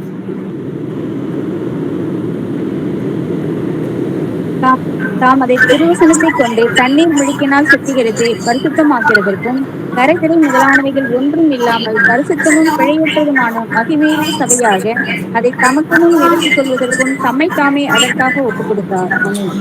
ஆமென். கரைதிரை முதலானவைகள் ஒண்ணுமே இல்லாம நம்ம பரிசுத்தமும் பிழையற்றதுமான மகிமையான சபையா கர்த்தருக்கு முன்னாடி நிக்கணும்னு சொன்னா நம்ம எப்படி சுத்திகரிக்கப்படணும்? 26வது வசனம் சொல்லுது, தாம் அதை திருவசனத்தை கொண்டு தண்ணீர் முழுக்கினால் சுத்திகரித்து பரிசுத்தமாக்குகிறதற்கும். அப்ப திருவசனத்தை கொண்டுதான் தண்ணீர் முழுக்கின ஞானஸ்நானம். அப்ப திருவசனத்தை கொண்டு ஞானஸ்நானத்தின் மூலமா நம்மை சுத்திகரிக்கிறார். அப்பதான் நம்ம பரிசுத்தமாவே வந்துட்டு மாறுறோம். அதனாலதான் வந்துட்டு இயேசு கிறிஸ்துவின் நாமத்தினால ஞானஸ்நானம் பெற்றுக்கொள்ளுங்கள், அப்பொழுது பரிசுத்தாவின் வரத்தை பெறுவீர்கள்னு வேதம் சொல்லுவோம். ஆனா அதுக்கு முன்னாடி என்ன செய்யணும்?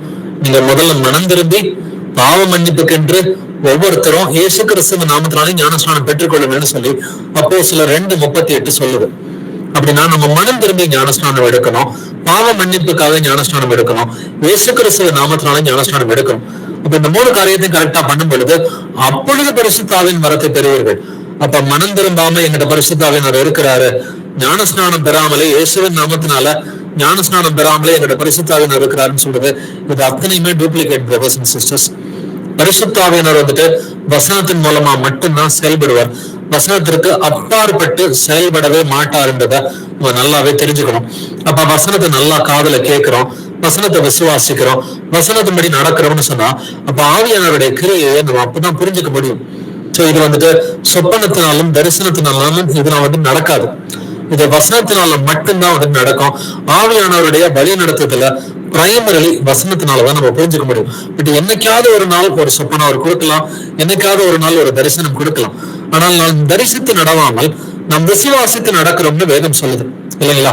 நமக்கு 2 கொரிந்தியர்ல வந்துட்டு 5ஆம் அதிகாரத்துல நாம் தரிசித்து நடவாமல் நாம் விசுவாசித்து நடக்கிறோம். தரிசனத்தினால சொப்பனத்தினால நடத்தப்படாமல் நம்ம விசுவாசத்தினால நடத்தப்படுகிற பிள்ளைகளா இருக்கிறோம் இல்லைங்களா? விசுவாசத்தினாலன்னு சொன்னாக்கா அது வேத வாக்கியத்தினாலன்னு சொல்லி அர்த்தம். இந்த விசுவாசம் எப்படி வருது? வேத வாக்கியத்தினாலதான் வந்துட்டு வருது. இப்ப நம்ம சுத்திகரிக்கப்படுறது இது திருவசனத்தினாலதான் அப்படின்றத நம்ம நல்லாவே வந்துட்டு தெரிஞ்சு வச்சுக்கணும். சோ கர்த்தர் வந்துட்டு நமக்கு இந்த விசுவாசத்தை அடிப்படையில கொடுத்திருக்கிறாரு. இதன் மூலமா தான் வந்துட்டு ஆவியின் கனி வளருது அப்படின்றத நம்ம பாக்குறோம். பட் இந்த ஆவியின் கனியில ஒரு முக்கியமான கனி தான் அன்பு. அன்புக்கு மிஞ்சியது எதுவுமே கிடையாது அப்படின்னு வேதம் சொல்லுது இல்லைங்களா? 1 கொரிந்தியர் 13ஆம் அதிகாரத்துல கடைசி வசனத்தை படிச்சு பாத்தீங்கன்னாக்க அன்பு இருக்குது, நம்பிக்கை இருக்குது, விசுவாசம் இருக்குது, இதுல அன்பே சிறந்தது என்று வேதம் சொல்கிறது இல்லைங்களா? அப்படின்னா இந்த விசுவாசம் அப்படின்ற ஒரு விஷயத்தை தாண்டி அன்புன்ற ஒரு விஷயத்துல வளரணும். பட் ஆனா அந்த அன்புக்கு அடிப்படையே விசுவாசமா இருக்குது. அது எப்படின்றத நம்ம தெரிஞ்சுக்கலாம். 1 தீமோத்தேயு 1 அதிகாரம் 5வது வசனத்தை வாசிக்கலாம். 1 தீமோத்தேயு 1:5. இவைகளை சிலர் ஒப்பாமல் வீண் பேச்சுக்கு இடம் கொடுத்து விலகி போனார்கள். கற்பனையின் பொருள் என்னவெனில் சுத்தமான இருதயத்திலும் நல்மனசாட்சியிலும் மாயமற்ற விசுவாசத்திலும் பிறக்கும் அன்பே. கற்பனையின் பொருள் என்னவெனில் அப்படின்னா இதோட சம்மரி இதுதான்பா அப்படின்னு சொல்லி பவுல் வந்து தீமோத்தேயுக்கு எழுதுறான். நான் சொல்ல வர விஷயத்தோட சம்மரி ஒரு சுருக்கம் என்னன்னாக்க, சுத்தமான இருதயத்திலும் நல் மனசாட்சியிலும் மாயமற்ற விசுவாசத்திலும் பிறக்கும் அன்பே. இப்ப அன்பு எப்படிங்க பிறக்குது? அன்பு எப்படி பிறக்குதுன்னா, 1 சுத்தமான இருதயம் இருக்கணும், 2வது நல் மனசாட்சி இருக்கணும், 3வது மாயமற்ற விசுவாசம் இருக்கணும். சுத்தமான இருதயமும் நல் மனசாட்சியும் மாயமற்ற விசுவாசம் இருந்துச்சுன்னா அன்பு அப்பதாங்க பிறக்கும். அது வரைக்கும் இருந்த அன்பெல்லாம் வந்துட்டு இப்ப டிரான்சாக்ஷனல் லவ், அதாவது மாம்சத்தின்படியான அன்பு. நான் உனக்கு இதை செய்யறேன், நீ எனக்கு இதை செய், நான் எதிர்பார்க்கறத நீங்க செய்யலைன்னு சொன்னாக்க நான் உன்னை திட்டுவேன், உங்களை கோச்சுக்குவேன்ற மாதிரி உலகப்பூர்வமான அன்புல வந்து நம்ம பழைய வாழ்க்கையில வந்து விரும்பும். கருத்து நம்ம கொடுக்குற அன்பு வந்துட்டு இது வந்துட்டு ஆவிக்குரிய அன்பு. உங்கள் சத்துருக்களை சிநேகிக்கணும். மற்றவங்க உங்களை அன்பு செய்யாது, உங்களை சத்ருவாக நினைச்சாலும் நீங்க அவங்களை அன்பு செய்யணும். உங்கள் சத்துருக்களை சிநேகியுங்கள், உங்களை சபிக்கிறவர்களை ஆசீர்வதியுங்கள், உங்களை நிந்திக்கிறவர்களுக்கு நன்மை செய்யுங்கள் என்று வேதம் சொல்கிறது. அப்ப இந்த அன்பு ஆவிக்குரிய அன்பு எப்படி பிறக்குது? இது மாயமற்ற விசுவாசத்துல தாங்க இந்த அன்பு பிறக்குது. இந்த மாயமற்ற விசுவாசம் உள்ள பிள்ளைகளா நம்ம இருக்கணும். சோ ஆவியின் கனிக்கும் சரி, ஆவியின் வரங்களுக்கும் சரி அடிப்படை விசுவாசம் தான். இந்த விசுவாசம் வந்துட்டு மாயமற்ற விசுவாசமா இருக்கணும் அப்படின்னு ஆவியனர் விரும்புறாரு. இந்த விசுவாசம் எப்படி வருது? ரோமர் 10:17 சொல்லுது, ஆதலால் விசுவாசம் கேள்வியினாலே வரும், கேள்வி தேவனுடைய வசனத்தினாலே வரும். கேள்வியினாலே வரும்னா என்ன அர்த்தம்? அநேகர்கள் தப்பா புரிஞ்சுக்கிறாங்க. நிறைய கேள்வி கேட்கணும் மேல இருக்குன்னு சொல்லிட்டு சுமந்தமே இல்லாம ஒரு 100 கேள்வி கேட்கிறாங்க. கேள்வியினாலே வரும்னா இது கேள்வி ஞானம். நம்ம கேள்வி ஞானத்தின் மூலமா, கேள்வி ஞானம் காதல கேட்கறது மூலமா வருகிற ஞானம். இந்த விசுவாசம் நம்ம வசனத்தை காதல கேட்கறது மூலமா வளரும்னு சொல்லி வேதம் சொல்லுது. இந்த காதல கேட்கறது எப்படி கேட்க முடியும்? இது வசனத்தினாலே வரும். விசுவாசம் கேள்வியினாலே வரும், கேள்வி தேவனுடைய வசனத்தினாலே வரும் என்று எழுதி இருக்கிறது. அப்ப இந்த தேவ வசனத்தினாலதான் உங்களுக்கு வந்துட்டு அன்பு பிறக்குது. தேவ வசனத்தினாலதான் விசுவாசம் வளருது. இந்த விசுவாசத்தின் மூலமா தான் இது அன்பு வந்துட்டு பிறக்குதுன்றதை நம்ம தெரிஞ்சுக்கிறோம். ரோமர் 15:4 வாசிக்கலாம். ரோமன்ஸ் 15:4. தேவ வசனத்தினால் உண்டாகும் பொறுமையினாலும் ஆறுதலினாலும் நாம் நம்பிக்கையுள்ளவர்களாக படிக்க முன்பு எழுதியிருக்கிறதெல்லாம் நமக்கு போதனையாக எழுதியிருக்கிறது. தேவ வசனத்தினால் உண்டாகும் பொறுமையினாலும் ஆறுதலினாலும். சோ இந்த நீடிய பொறுமை அப்படிங்கிற ஒரு ஆவியின் கனி இருக்குது இல்லைங்களா? இது எப்படி வளருமா? தேவ வசனத்தினால் உண்டாகும் பொறுமை என்று எழுதி இருக்கிறது இல்லைங்களா? அப்ப தேவ வசனத்தினாலதான் உங்களுக்கு நீடிய பொறுமையும் கிடைக்குது. வசனத்தின் மூலமா தான் உங்களுக்கு விசுவாசம் வருது. இந்த மாயமற்ற விசுவாசம் இருந்தாதான் அன்பு பிறக்குது. அதே போல வந்துட்டு பொறுமை தேவ வசனத்தினாலதான் உண்டாகும். உங்களுக்கு இன்னும் டீட்டெயிலா சொல்ல போறோம்னு சொன்னாக்க உபத்திரவம் வரும். அந்த உபத்திரவத்தின் மூலமா நீங்க பொறுமையை கத்துக்கீங்கன்னு சொல்லி யாக்கோபு புத்தகம் சொல்லுது. அப்போ உபத்திரவத்தின் போது நம்ம பொறுமையா இருக்கும் பொழுதுதான் பொறுமையை அதிகமாவே கத்துக்கிறோம். ஸோ ஒவ்வொரு ஆவியின் கனியும் எப்படி வருதுன்னு சொல்லி அழகாக ஒரு ஃபார்முலாவே பைபிள்ல கற்றுக் கொடுத்திருக்கிறார். விசுவாசம் வருது வசனத்தின் மூலமா, அன்பு வருது மாயமற்ற விசுவாசத்தின் மூலமா, பொறுமை வருவது வந்துட்டு இது சோதனை வரும் பொழுது நீங்க அமைதியா இருக்கீங்கன்னா அப்படிதான் பொறுமையை கத்துக்க முடியும்னு சொல்லி ஒவ்வொரு ஆவியின் கனியும் எப்படி வளரும்னு சொல்லி கத்து நமக்கு சொல்லி கொடுத்திருக்கிறாரு. அப்ப இப்படிதான் நம்ம ஒவ்வொரு நாளும் வேத வாக்கியங்களை ஆராய்ந்து பார்க்கிற பிள்ளைகளா, திரு வசனமாகிய களங்கமில்லாத ஞான பாலங்கள் வாஞ்சையா இருக்கிற பிள்ளைகளா நம்ம விரும்பணும்னு சொன்னாக்க நிச்சயமா ஒவ்வொரு நாளும் ஒவ்வொரு மாசமா நாளுக்குரிய வளர்ச்சியை வந்துட்டு உங்களால நிச்சயமா வந்துட்டு உணர முடியும். அந்த வசனத்தை எப்படி தேடணும்னு கர்த்தர் வந்து சொல்லியிருக்கிறாரு அப்படின்னு சொன்ன கர்த்தருடைய வேதம் குறைவற்றதுன்றது நமக்கு தெரியும்.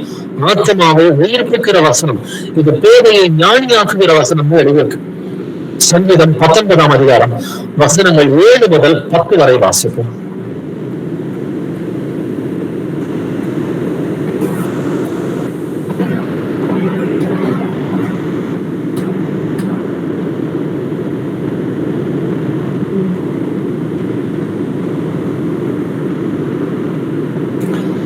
சங்கீதம் 19ல 7 முதல் 10 வசனங்களை வாசிப்போம்.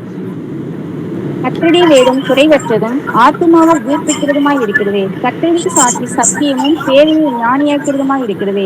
கர்த்தருடைய நியாயங்கள் செம்மையும் இருதயத்தை சந்தோஷிப்பிக்கிறதுமாய் இருக்கிறது. கர்த்தருடைய கற்பனை தூய்மையும் கண்களை தெளிவிக்கிறதுமாய் இருக்கிறது. கர்த்தருக்கு பயப்படுகிற பயம் சுத்தமும் என்றைக்கும் நிலைக்கிறதுமாய் இருக்கிறது. கர்த்தருடைய நியாயங்கள் உண்மையும் அவைகள் அனைத்தும் நீதியுமாய் இருக்கிறது. அவைகள் பொன்னிலும் மிகுந்த பசும் பொன்னிலும் விரும்பப்படத்தக்கதும் தேனிலும் தேன் கூட்டிலிருந்து ஒழுகும் தேனிலும் மதுரம் உள்ளதுமாய் இருக்கிறது. கர்த்தருடைய வேதம் குறைவற்றதுன்னு எழுதியிருக்கு. இங்கிலீஷ்ல பாத்தீங்கன்னா the word of God is perfect ன்னு சொல்லி எழுதியிருக்கும். கர்த்தருடைய வேதம் குறைவற்றதும் ஆத்மாவை உயிர்ப்பிக்கிறதா இருக்கிறது. கர்த்தருடைய சாட்சி சத்தியமும் பேதையை ஞானியாக்குறதுமா இருக்கிறது. நம்ம பழைய வாழ்க்கையில நம்ம எல்லோருமே பேதைகளா தான் இருந்தோம் இல்லைங்களா? அது எந்த ஒரு சந்தேகமும் கிடையாது. அவருடைய வசனம் தெரிந்த பிறகுதான் நமக்கு கொஞ்சம் ஞானம் வந்ததெல்லாம் இல்லைங்களா? 10வது வசனத்துல அவைகள் பொன்னிலும் மிகுந்த பசும் பொன்னிலும் விரும்பப்படத்தக்கதும் தேனிலும் தேன் கூட்டில் இருந்து ஒழுகும் தேனிலும் மதுரம் உள்ளதாக இருக்கிறது. அப்ப இந்த அளவுக்கு நம்ம கர்த்தருடைய வசனத்தை தேடுறோமா ஆராயிரமா நம்மை நாமே நிதானிக்கிறவர்களா இருப்போம்.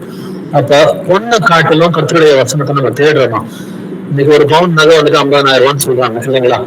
அப்ப அதை காட்டிலும் அதிகமா வந்துட்டு வேல்யூ வந்துட்டு நம்ம கர்த்தருடைய வசனத்துக்கு கொடுக்குறோமா? இல்ல எனக்கு பணம் நஷ்டமானாலும் பரவாயில்ல, நான் கர்த்தருடைய வசனத்துக்கு தான் நான் கீழ்படுவேன் அப்படின்னு சொல்லி சில நேரங்கள்ல வந்துட்டு நம்ம போய் சொன்னா ஒரு லாபம் இருக்கும், பட் உண்மையை சொன்னா அந்த லாபம் கிடைக்காது. அப்ப பரவாயில்ல, நான் வந்துட்டு சத்தியமுள்ள அந்த கடவுளுடைய வந்துட்டு பிள்ளையா இருக்கிறேன், சத்தியமுள்ள தெய்வனுடைய பிள்ளையா இருக்கிறேன், நான் சத்தியத்தை தான் எப்பொழுதும் பேசணும் அப்படின்னு சொல்லி பொண்ணை காட்டிலும் அதிகமா பணத்தை காட்டிலும் அதிகமா பசும் பொண்ணிலும் அதிகமா வசனத்தை விரும்புறோமா? வசனத்தை கடைபிடிக்கிறோமா? வசனத்தை பற்றி முடிவுகளை எடுக்கிறோமா அப்படின்னு சொல்லி நம்மை நாமே நிதானிக்கிறவர்களா இருப்போம். நான் கர்த்தருடைய வந்துட்டு வார்த்தைகள் இனிமையானவர்கள் அப்படின்னு சொல்லி வேதம் அதில் சொல்லுது. என் வாய்க்கு அவைகள் தேனிலும் மதுரமாய் இருக்கும் என்று எழுதியிருக்கிறது. இயேசு கிறிஸ்து சொல்லி இருக்கிறாரு, வேத வாக்கியங்களை ஆராய்ந்து பாருங்கள்னு சொல்றாரு. அப்ப நம்ம தனிப்பட்ட முறையில ஆராயிரமா? இப்ப சகோதரர்கள் ஆராய்ந்து சொல்லிக் கொடுக்குறாங்க, நல்ல விஷயம் தான். பட் பெராய நகரத்து மக்களை போல தினந்தோறும் வேத வாக்கியங்களை நாம பர்சனலா ஆராயிரமா? இந்த வேத வாக்கியங்களை பர்சனலா தனிப்பட்ட முறையிலையும் குடும்பத்தின் முறையிலையும் சபையாகவும் நம்ம ஆராய்ந்து பார்க்கணும். நல்லா தெரிஞ்சுக்கிற இந்த 3 படிநிலைகளும் ரொம்ப முக்கியமானது. வசனத்தை நீங்க தனிப்பட்ட முறையிலையும் நீங்க வாசிக்கணும், குடும்பமாகவும் ஆராய்ச்சி பண்ணி பார்க்கணும், சபையாகவும் பெராய நகரத்து மக்களை போல வந்துட்டு நம்ம சபையாகவும் நம்ம ஆராய்ந்து பார்க்கறதுக்கு கடமைப்பட்ட பிள்ளைகளா இருக்கணும். இந்த சபையை நம்ம ஆராய்ந்து பார்க்கறது தான் இருக்கிற டவுட் இல்லை. டெய்லி பைபிள் ஸ்டடி பண்றோம், சண்டே அன்னைக்கு கேதரிங் பண்றோம். சோ வாரத்துல 7 நாளும் வருஷத்துல 365 நாளும் வசனங்களா ஆராய்ந்து பார்த்துக்கிட்டு தான் இருக்கிறோம். இது சபையா செய்யறோம், தனிப்பட்ட முறையில செய்யறோமா, குடும்பத்துல வசனத்தை ஆராய்ச்சி பண்றோமா? இது அவங்களுடைய மனசாட்சி கேட்டுறது. அவர் அவங்களுடைய மனசாட்சியில் சாட்சி கொடுக்கிறவரா இருக்கிறார். நம்ம இதை செய்யறோமா? ஓகே, நேற்று வரைக்கும் செய்யறோம்னா பரவாயில்ல, இன்னையில இருந்து செய்யும். தனிப்பட்ட முறையில வந்துட்டு வேத வாக்கியங்களை ஆராய்ந்து பாருங்கள் தான் கருத்து சொல்றாரு. படிங்கன்னா அவர் சொல்ல கிடையாது, வேத வாக்கியங்களை ஆராய்ந்து பாருங்கள். அதே போல 2வது காரியம் வந்துட்டு வேத வாக்கியத்தை வந்துட்டு குடும்பமா உட்காந்து நம்ம ஆராய்ச்சி பண்ணணும். முதல்ல பர்சனலாவும் வாசிக்கணும், அடுத்து குடும்பமாகவும் ஆராய்ச்சி பண்ணணும். ஜெபம் செய்யறது தனிப்பட்ட முறையிலேயே நம்ம ஜெபம் செய்யணும், குடும்பமாகவும் ஜெபம் செய்யணும். சபையா எப்பொழுதுமே ஜெபிக்கணும். டெய்லி பைபிள் ஸ்டடியில நம்ம ஜெபம் செய்யற பழக்கம் நமக்கு இருக்குது. அதே போல வந்துட்டு நம்ம சண்டேஸ்ல கூடுதல் நடக்கும் பொழுதும் அப்பயும் ஜெபிக்கிற பழக்க வழக்கம் நமக்கு இருக்குது. பட் பிரைவேட்டா ஜெபிக்கிறோமா, குடும்பமா உட்காந்து ஜெபிக்கிறோமா, மனைவி பிள்ளைகளுக்கு கற்றுக் கொடுக்கிறோமா, பிள்ளைகளுக்கு சாட்சியான வாழ்க்கையை வந்துட்டு வாழ்றோமா அப்படின்றத நாம நிதானித்து பார்ப்போம். இந்த வேத வாக்கியங்களை ஆராய்ந்து பார்த்தாதான் அந்த நித்திய ஜீவனை அடைய முடியும். கர்த்தருடைய புஸ்தகத்திலே தேடி வாசியங்கள் என்று எழுதி இருக்கிறது இல்லைங்களா? தேடி தேடி தான் கர்த்தருடைய புஸ்தகத்துல வந்துட்டு வாசிக்கிறதுக்கு நம்ம பழகிற பிள்ளைகளா இருக்கணும். ஆவியானவர் தானே அந்த கிருபையை நமக்கு நிச்சயமா வந்து கொடுப்பாரு. இந்த பைபிள் வந்து குறைந்தபட்சம் 2-3 சாட்சிகள் என்று வேதம் சொல்கிறது இல்லைங்களா? வாழ்க்கையில பைபிள் வந்து ஒரு 3 தடவையாவது படிச்சிருக்கிறோமா? நம்மள நாமளே இந்த கேள்வியை கேட்டுக்கணும். பைபிள் முழுக்க குறைந்தபட்சம் ஒரு 3 தடவையாவது நம்ம படிச்சிருக்கிறோமா? அப்படி இல்லைன்னு சொன்னாக்க நம்ம சீரியஸா நம்ம இன்னும் பைபிள் படிக்க ஆரம்பிக்கலன்னு அர்த்தம். குறைந்தபட்சம் பைபிளை ஒரு 3 தடவை கூட படிக்கல அப்படின்னு சொன்னாக்க சீரியஸா பைபிள் படிக்க ஆரம்பிக்கல, ஆராய்ச்சி பண்ண ஆரம்பிக்கலன்னு அர்த்தம். பட் எண்ணிக்கை இங்க முக்கியம் கிடையாது. வேத வாக்கியங்களை 3 தடவையாவது நம்ம ஆராய்ந்து பார்த்திருக்கிறோமா? ஒவ்வொரு அதிகாரத்தையும் சரி, இப்ப முழுக்க இல்லாட்டியும் அட்லீஸ்ட் புதிய ஏற்பாடு எடுத்து 260 அதிகாரம் தான் இருக்குது. ஒரு நாளைக்கு ஒரு அதிகாரத்தை ஆராய்ச்சி பண்ணாலே வந்துட்டு 260 நாட்கள்ல 260 அதிகாரத்தை நம்ம ஆராய்ச்சி பண்ணி பார்த்திருக்கலாம். அப்படின்னாக்க இதை நீங்க ஒரு 3 தடவை பண்ணீங்கன்னாக்க கிட்டத்தட்ட ஒரு 780 நாட்கள் அந்த அளவுக்கு தான் வந்துட்டு வரும். 780 இல்லைங்களா? 780ங்கிறது வந்துட்டு ஒரு 2 வருஷத்துக்கு மேல. நீங்க புதிய ஏற்பாடு டெய்லி ஒரே ஒரு அதிகாரத்தை ஆராய்ச்சி பண்ணீங்கன்னா ஒரு 2 வருஷம் அளவுல வந்துட்டு 3 தடவை நல்ல புதிய ஏற்பாடு ஆராய்ச்சி பண்ணிடலாம். அப்போ ஒரு 2-3 சாட்சிகள் என்று சொல்ற வகையில வந்துட்டு ஒரு 3 தடவை கூட நம்ம பைபிள ஆராய்ச்சி பண்ணல அப்படின்னு சொன்னா நிறைய காரியங்களை நம்ம இழந்து போயிடுவோம். நல்ல விசுவாசத்தோடு இருக்கிறது கொஞ்சம் கடினமான விஷயம் தான் வந்துட்டு. சோ வேத வாக்கியங்களை பர்சனலா ஆராய்ந்து பார்க்கணும். 2வது குடும்பமா உட்காந்து ஆராய்ந்து பார்க்கணும். 3வது சபையாக நம் அமர்ந்த வேத வாக்கியங்களை ஆராய்ந்து பார்க்கணும். ஜெபிக்கிற காரியங்களையும் தனிப்பட்ட ஜெபம், குடும்ப ஜெபம், அதே போல சபையோடு சேர்ந்து செய்கிற ஜெபம், அதே போல கூடுதல், இது எல்லாமே முக்கியமா தான் வந்துட்டு இருக்குது. சபை கூடுதல்களை சிலர் விட்டு விடுகிறது போல நாம விட்டு விடக் கூடாது. சோ நம்ம 6 நாள் வேலை பார்க்கிறோம், வேலைக்கு போற உற்சாகத்தை காட்டிலும் நம்ம கூடுதலுக்கு வர உற்சாகம் அதிகமா இருக்கும். அதே இருக்கும் வேலைக்கு போறதுல அதே அதிக உற்சாகம் இருக்குது, டைமுக்கு கரெக்டா போயிடுவாங்க.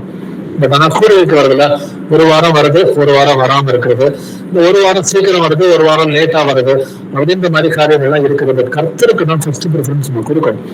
நேற்று வரைக்கும் நம்ம எப்படி இருந்தாலும் பரவாயில்ல பிரதர்ஸ் அண்ட் சிஸ்டர்ஸ். கர்த்தர் இன்னையில இருந்து நமக்கு எதிர்பார்க்கறது இனி பாவம் செய்யாதே. இன்னையில இருந்து இந்த நொடியில இருந்து ஆரம்பிச்சு நான் உங்களுக்கு தான் ஃபர்ஸ்ட் ப்ரிஃபரன்ஸ் கொடுப்பேன்.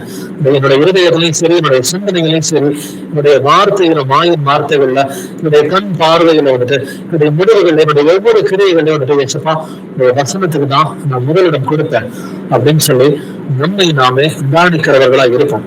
ஏன்னா காலம் நிறைவேறிட்டு தேவனுடைய ராஜ்யம் சமீபமாயிற்று. மனம் திரும்பி சுவிசேஷத்தை விசுவாசிக்கிற காலகட்டம் இதுதான் பிரதர்ஸ் அண்ட் சிஸ்டர்ஸ். இதுக்கு மேல இனி காலம் செல்லாதுன்னு சொல்லி வேதம் சொல்கிறது. இனி காலம் செல்லாது. அதனால வந்துட்டு நமக்கு கர்த்தர் வருகையின் நாட்கள் சமீபமா இருக்குது. வருகைக்கான அடையாளங்கள் நமக்கு தெரியும், வருகைக்கான காலகட்டமும் நமக்கு வந்துட்டு கர்த்தர் கற்றுக் கொடுத்திருக்கிறாரு. இயேசு கிறிஸ்துவின் வருகை வந்துட்டு எவ்வளவு சமீபமா இருக்கிறது, எந்தெந்த அடையாளங்கள் இருக்கு, அந்த அடையாளங்கள் நம்முடைய கண்களுக்கு முன்னாடியே நடந்துகிட்டு இருக்கு. இதுல எல்லாம் போர் நடக்கும், அந்த போர் எப்படி எப்படிலாம் எக்ஸ்பேண்ட் ஆகும், உலக போர் எப்படி வந்துட்டு வரும், இது எல்லாத்தையுமே கற்றுக் கொடுத்திருக்கிறார். அப்படின்னா இன்னைக்கு நமக்கு தேவையானது ஒன்னே ஒண்ணுதான், நம்முடைய சத்தியத்தினாலே அவருடைய பரிசுத்தமாகும். நம்முடைய வசனமே சத்தியம். வசனத்தின் மூலமா தான் நீங்களோட நானும் பரிசுத்தம் ஆகணும். அதே அந்த வசனம் இருதயத்துக்குள்ளார வாசமா இருக்கிறதா? கிறிஸ்துவின் வசனம் சகல ஞானத்தோடும் பரிபூரணமாக உங்களுக்குள் வாசமா இருக்க வேண்டும். அப்படி இருந்தா மட்டும்தான் வார்த்தையினாலாவது கிரியையினாலாவது நீங்கள் எதை செய்தாலும் அதை எல்லாவற்றையும் கர்த்தராகிய இயேசு கிறிஸ்துவின் நாமத்தினாலே செய்ய முடியும். இந்த வார்த்தையினாலும் கிரியையினாலும் எதை செய்தாலும் இயேசு கிறிஸ்துவின் நாமத்தினால செய்யணும்னு சொன்னா ஒரு வசனங்கள் நம்முடைய இருதயத்துல இருக்கணும்.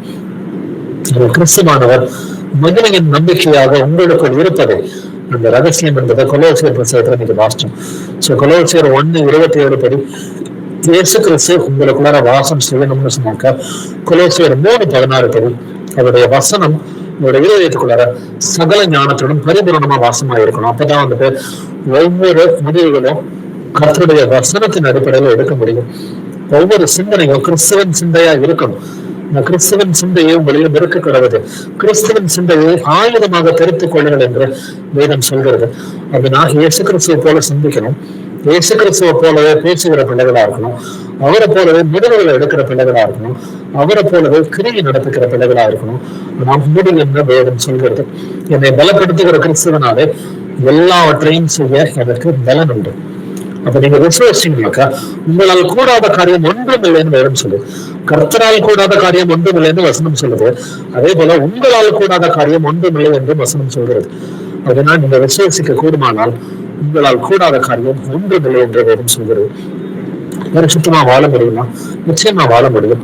பூரண பரிசுத்தமா வாழ முடியுமா? நிச்சயமா வாழ முடியும்னு கர்த்தர் சொல்றார். உங்களை அழித்தவர் பரிசுத்தரா இருக்கிறது போல நீங்களும் உங்கள் நடக்கைகள் எல்லாவற்றிலையும் பரிசுத்தரா இருங்கள் என்று வேதம் சொல்கிறது. இப்ப எல்லா நடக்கையிலையும் நான் பரிசுத்தமா இருக்கணும்னா எப்படி முடியும்? பரிசுத்தமாகுதலை தேவ பயத்தோடு பூரணப்படுத்த கடவுள் என்று எழுதி இருக்கிறது. 2 Corinthians 7:1 பரிசுத்தமாகுதல தெய்வ பயம் இருந்துச்சுன்னா, தேவன் மேல அன்பு இருந்துச்சுன்னு சொன்னா, அந்த வசனத்திற்கு பயப்படுகிற பயம், அந்த தேவன் மேல அன்பு வசனத்திற்கு பயப்படுகிற பயமும் இருந்துச்சுன்னு சொன்னாக்க நிச்சயமா பூரண பரிசுத்தம் உள்ளவர்களை வாழ முடியும். இதற்கு அடிப்படை ஆணிவேர் எதுன்னு சொன்னாக்க கிறிஸ்துவின் வசனம் உங்களுக்குள்ளே சகல ஞானத்தோடும் பரிபூரணமா வாசமாக இருக்கும்.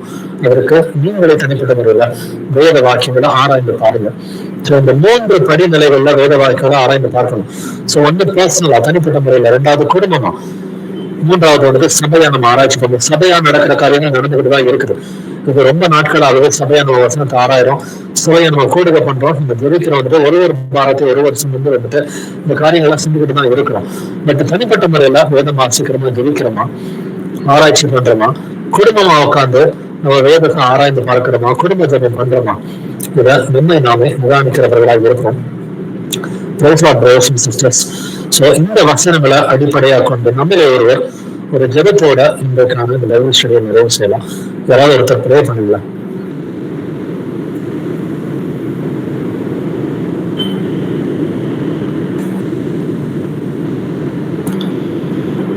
யாராவது ஒருத்தர் இந்த வசனங்களை அடிப்படையா வச்சு ப்ரே பண்றீங்களா?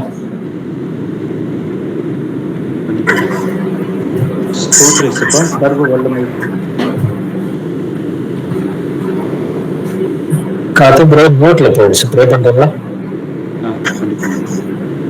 ஸ்தோத்திரேசப்பா, சர்வ வல்லமையுள்ள தேவனாகிய கர்த்தரே, ராஜாதி ராஜாவே, வானத்துக்கும் பூமிக்கும் ஆண்டவரா இருக்கிறவரே, ஆம் கர்த்தரே ஏசப்பா, எங்களுடைய ஆத்மாவை கர்த்தாவே உயிர்ப்பிக்க செய்கிறது உம்முடைய வார்த்தைகள் தான் ராஜா.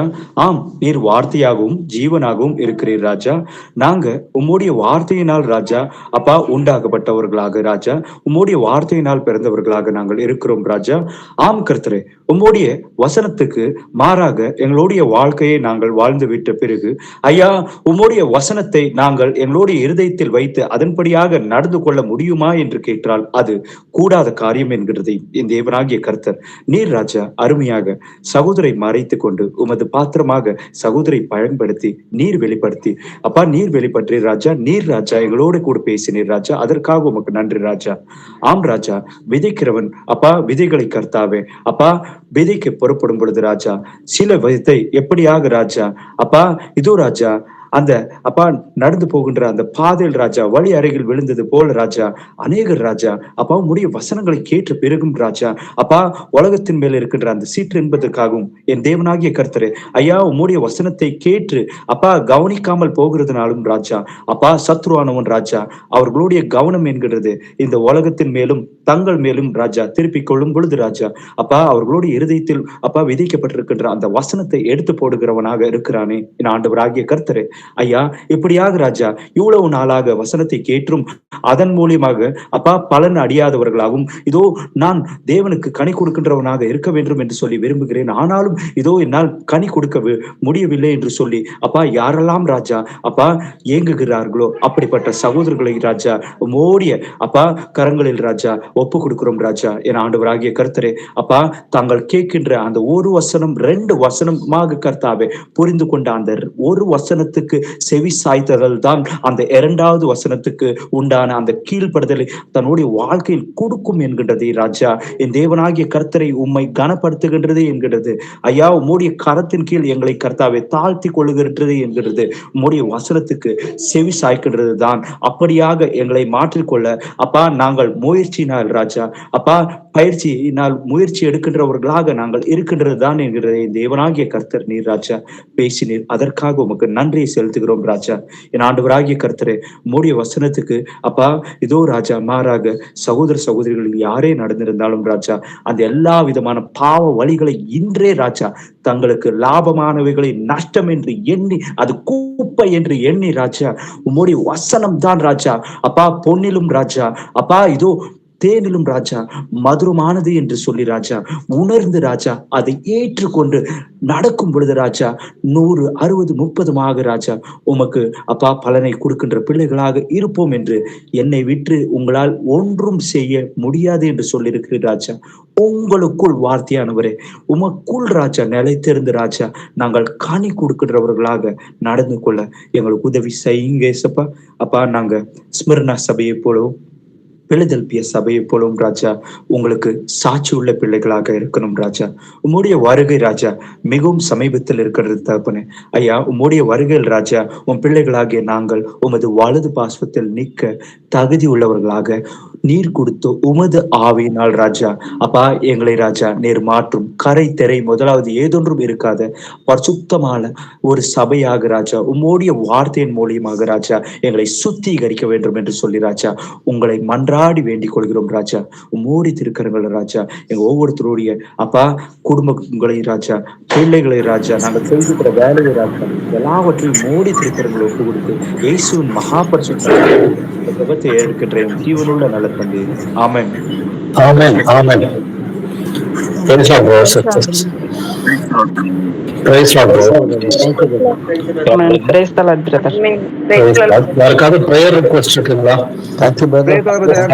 ஷேர் பண்ணுங்க. Praise God, brother. சிஸ்டர்ஸ் யாருக்காவது prayer request இருக்குங்களா? அல்லது யாராவது சாட்சிகளை ஷேர் பண்றீங்களா? பிரதர் சொல்லுங்க. Praise the Lord.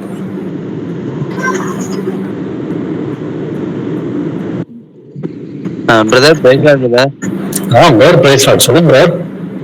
இந்த ராக்ல எனக்கு காது சாயந்தரத்துல இருந்து இப்பதான் பிரதர் சாயந்தரத்துல இருந்து காது வலிக்குன்னு சொல்றாங்க. சாயந்தரத்துல இருந்து காது வலிங்களா? ஆமா பிரதர். ஓகே பிரதர் நீங்க ஜெபம் பண்ணுங்க பிரதர். சரிங்க பிரதர். இயேசுவே ஆண்டவரே எங்கள் அப்பா தந்தையை போற்றுகிறேன், புகழுகிறேன், வாழ்த்து வணங்கி உங்களை ஆராதிக்கிறேன், நம்ம துதிக்கிறேன், நமக்கு நன்றி செலுத்துகிறேன், நமக்கு ஸ்தோத்திரம் செலுத்துகிறேன் ஆண்டவரே. எங்கள் கர்த்தராகிய இயேசுவே நல்லவர், வல்லவர், பரிசுத்தர், தூயவர், நீர் இரக்கம் உள்ளவர், நீர் சாந்தம் உள்ளவர், நீர் நீதி உள்ளவர், துதியின் கனமும் மகிமையின் வல்லமையும் என்று மகிழ்கிறது. அந்த வழியில் ஆண்டவரே உங்கள் சகோதரன் வாசனையும் அவருடைய மனைவி பிள்ளைகளை கர்த்தராகிய இயேசுவின் நாமத்தினால் நாங்கள் ஆசீர்வதிக்கிறோம் அப்பா. ஆண்டவரே குழந்தை மிராக்கிளான கர்த்தராகிய இயேசுவின் நாமத்தினால் நாங்கள் ஆசீர்வதிக்கிறோம் ஆண்டவரே. ஆண்டவரே சிறு பிள்ளைகளை நீர் எவ்வளவாய் அன்பு செய்கிறீர் ஆண்டவரே. சிறு பிள்ளைகளை என்னிடம் வரவிடுங்கள், உலக ராஜ்யம் அவர்களுடைய சொல்லி சொல்லியிருக்கிறீர்கள் ஆண்டவரே. சிறு பிள்ளைகளை நீர் மிகவும் அன்பு செய்கிறீர் ஆண்டவரே. சின்ன பிள்ளைங்க ஆண்டவரே நாங்களும் சிறு பிள்ளைகளை போல மாறணுன்ற கட்டளை உங்களுக்கு கொடுத்திருக்கிறீங்கப்பா. நீங்களும் சிறு பிள்ளைகளை போல மாறாவிட்டால் தேவனுடைய ராஜ்யத்தை பிரவேசிக்க முடியாதுன்னு சொல்லி சொல்லியிருக்கிறீங்களப்பா. அதே மராட்டியான கர்த்தராகிய இயேசுவின் நாமத்தினால் நீங்கள் ஆசீர்வதிக்கிறோம் ஆண்டவரே. மராட்டியனுக்கு காது வழியை கொண்டு வந்திருக்கிற எல்லா அசுத்தாவின் கிரைகளுமே இயேசு கிறிஸ்துவின் நாமத்தினால கடிந்து கொண்டு அவளை விட்டு வெளியே போன்னு சொல்லி நாங்கள் கட்டுகிறோம். மராட்டியனுக்கு சாந்தரத்தை வந்து காது வழியை உண்டாக்கி இருக்கிற எல்லா அசுத்தாவிகளையும் சாத்தாங்களையும் இயேசு கிறிஸ்துவின் மகாபரிசுத்த நாமத்தால் கொண்டு எப்பொழுதே மராட்டியனை விட்டு வெளியே போன்னு சொல்லி கட்டளையிடுகிறேன். திரும்பி வராங்க இயேசு கிறிஸ்துவின் நாமத்தால மராட்டியனை நாங்கள் ஆசீர்வதிக்கிறோம். உங்களுடைய எல்லா காதுகளிலிருந்து இயேசு கிறிஸ்து நாமத்தினால இப்பொழுது குணப்படுதலை நாங்கள் கட்டளையிடுகிறோம் ஆண்டவரே. ராஜனுடைய காதுகளில் வந்து இயேசு கிறிஸ்துவின் நாமத்தினால குணப்படுதலையே நாங்கள் கட்டளையிடுகிறோம் ஆண்டவரே. நீங்க ஆண்டவரே விடுதலை கொடுத்தீர் என்பதை நாங்கள் விசுவாசிக்கிறோம். இயேசுவாவுடைய தழும்புகளால் உங்களுக்கு சுகம் கிடைத்தது என்பதை நாங்கள் விசுவாசித்து அறிக்கை செய்கிறோம். துணியும் கனமும் மகிமையும் வல்லமும் என்று உங்களுடைய ஜனங்களுடைய கர்த்தராகிய இயேசு கிறிஸ்துவின் மகா பரிசுத்த நாமத்தால் இருக்கிறேன். ஜீவனுள்ள எங்கள் நல்ல பிதாவே. ஆமென். ஆமென். Praise God, brother. Praise God, brother. Brother, sisters, வேற யாருக்காவது ப்ரேயர் ரெக்வஸ்ட் இருக்குங்களா? அல்லது யாரும் சாட்சிகளை ஷேர் பண்றீங்களா? பிரைஸ் லார்ட் பிரதர், பாலராஜ் பேசுறேன் பிரதர். Brother price Lord. சொல்லுங்க பிரதர். ஒய்ஃபுக்கு அகஸ்டின் புனிதாகும் பிரதர். காலையில போய் எண்டாஸ்கோபி போட்டு பார்த்தோம் பிரதர். சரிங்க. ஏற்கனவே சிடி ஸ்கேனும் பிளட் டெஸ்டும் பண்ணா அதுல கொஞ்சம் கொஞ்சம் ப்ராப்ளம் இருக்குன்னு சொல்லியிருந்தாங்க. சரிங்க. இப்ப இன்னைக்கு காலையில எண்டாஸ்கோபி போட்டு பார்த்துட்டு இப்ப நானும் இப்ப காலையில ஃபாஸ்டிங் இருந்து ப்ரேயர் பண்ணிட்டு போனேன் பிரதர். சரிங்க. இப்ப எண்டாஸ்கோபி போட்டு பார்த்துட்டு உணவு குழாயில இந்த இதுல இறைப்பையில குடல்ல 3 இடத்துலயும் புண்ணு இருக்குன்னு சொல்லியிருக்காங்க. அப்ப பட் ஆனா வந்து இது மெடிசன்லயே குணமாக்கிடலான்னு நம்ம ப்ரேயர் பண்ண மாதிரியே ஒரு டாக்டர் சொல்லிட்டாரு. ஆமா பிரதர். நம்ம கேட்கறதுக்கு முன்னாடியே அவர் எல்லாம் நமக்கு தெரிஞ்சு வச்சிருக்காரு. நம்ம எப்படி நினைச்சோமோ அப்படியே டாக்டர் வாயில இருந்து வந்துச்சு பிரதர். மெடிசன்லயே குறைச்சிக்கலாம், ஒன்னும் பயப்பட வேண்டியது இல்ல. சந்தோஷம். குறையக்கூடிய பிரச்சனை தான் இது. 1 மாசத்துக்கு மாத்திரை கொடுத்துருக்காரு பிரதர். அப்புறம் வாங்கிட்டு வீட்டுக்கு வந்துட்டோம் பிரதர். இந்த தொட்டியத்துல தான் இருக்கோம். அப்படிங்களா? ஆமா பிரதர். சந்தோஷம் பிரதர். நல்லவர். ஏன்னா நம்ம பயந்த காரியம் எதுவுமே நமக்கு நடக்கல இல்லைங்களா?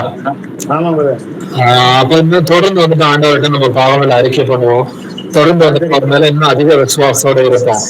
இது வந்து அவங்க அந்த 1 மாசம் சொன்னாலும் சீக்கிரமா வந்துட்டு குணமாகிறதுக்கு ஆண்டவர் கிருபையை கொடுப்பாரு. ரொம்ப சந்தோஷம். யாராவது ஒருத்தர் நம்ம சகோதரி புனிதாவுக்காக நம்ம ஜெபம் பண்ணுவோம். அவங்க ரொம்ப நாளா வந்துட்டு உடம்புல சில உபாதைகளோட அவங்க கஷ்டப்பட்டு இருக்கிறாங்க. உணவு குழாயில வந்துட்டு இந்த புண்ணு இருக்குது. தொடர்ந்து நல்லா ரெபெண்டன்ஸ் ப்ரேயர் பண்ணிக்கிட்டு தான் இருக்கிறாங்க. இப்ப நல்லா கொஞ்சம் பாசிட்டிவ் நியூஸ் வந்திருக்கு. எவ்வளோ ஒரு சில ஹாஸ்பிட்டல்ஸ்ல ரொம்ப நெகட்டிவான நியூஸ் வந்தாலும் கொஞ்சம் ரீசெண்டா பண்ண டெஸ்ட் வந்துட்டு பாசிட்டிவான ரிப்போர்ட்ஸ் தான் வந்துட்டு இவர் கொடுத்துருக்கிறாரு. யாராவது ஒருத்தர் நம்மளே சகோதரி புனிதாவுக்காக அவங்களுக்கு முழுமையா இந்த வயிற்றுக்குள்ள உணவு குழாயில இருக்கிற புண்ணுகள்லாம் சரியாகணும், கம்ப்ளீட்டா உடம்புல இருக்கிற எல்லா உபாதைகளையும் நாங்களும் சொல்லி யாராவது ஒருத்தர் ப்ரே பண்ணலாமே.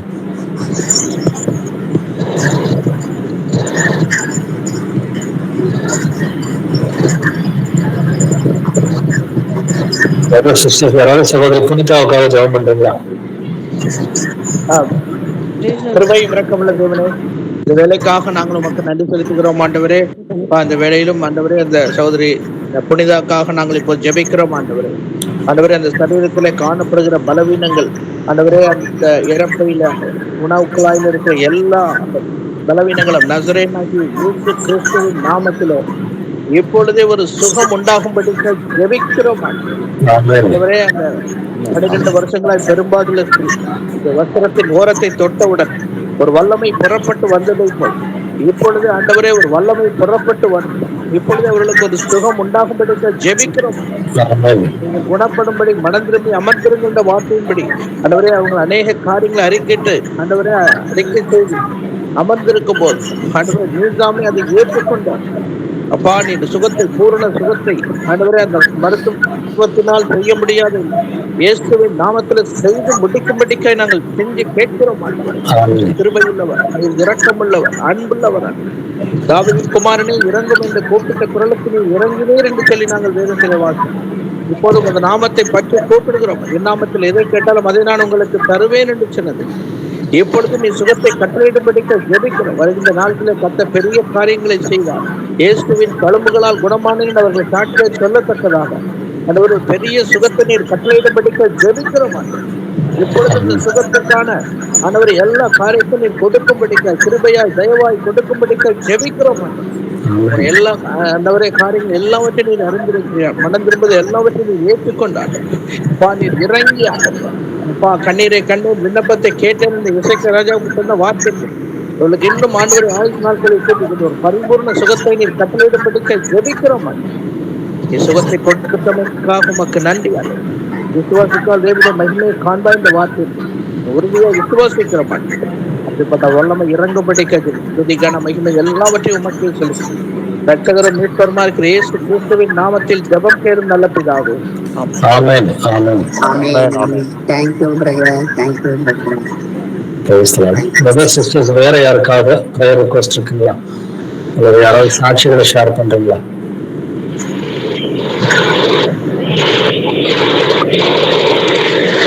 பிரதர், பிரதர் சொல்லுங்க.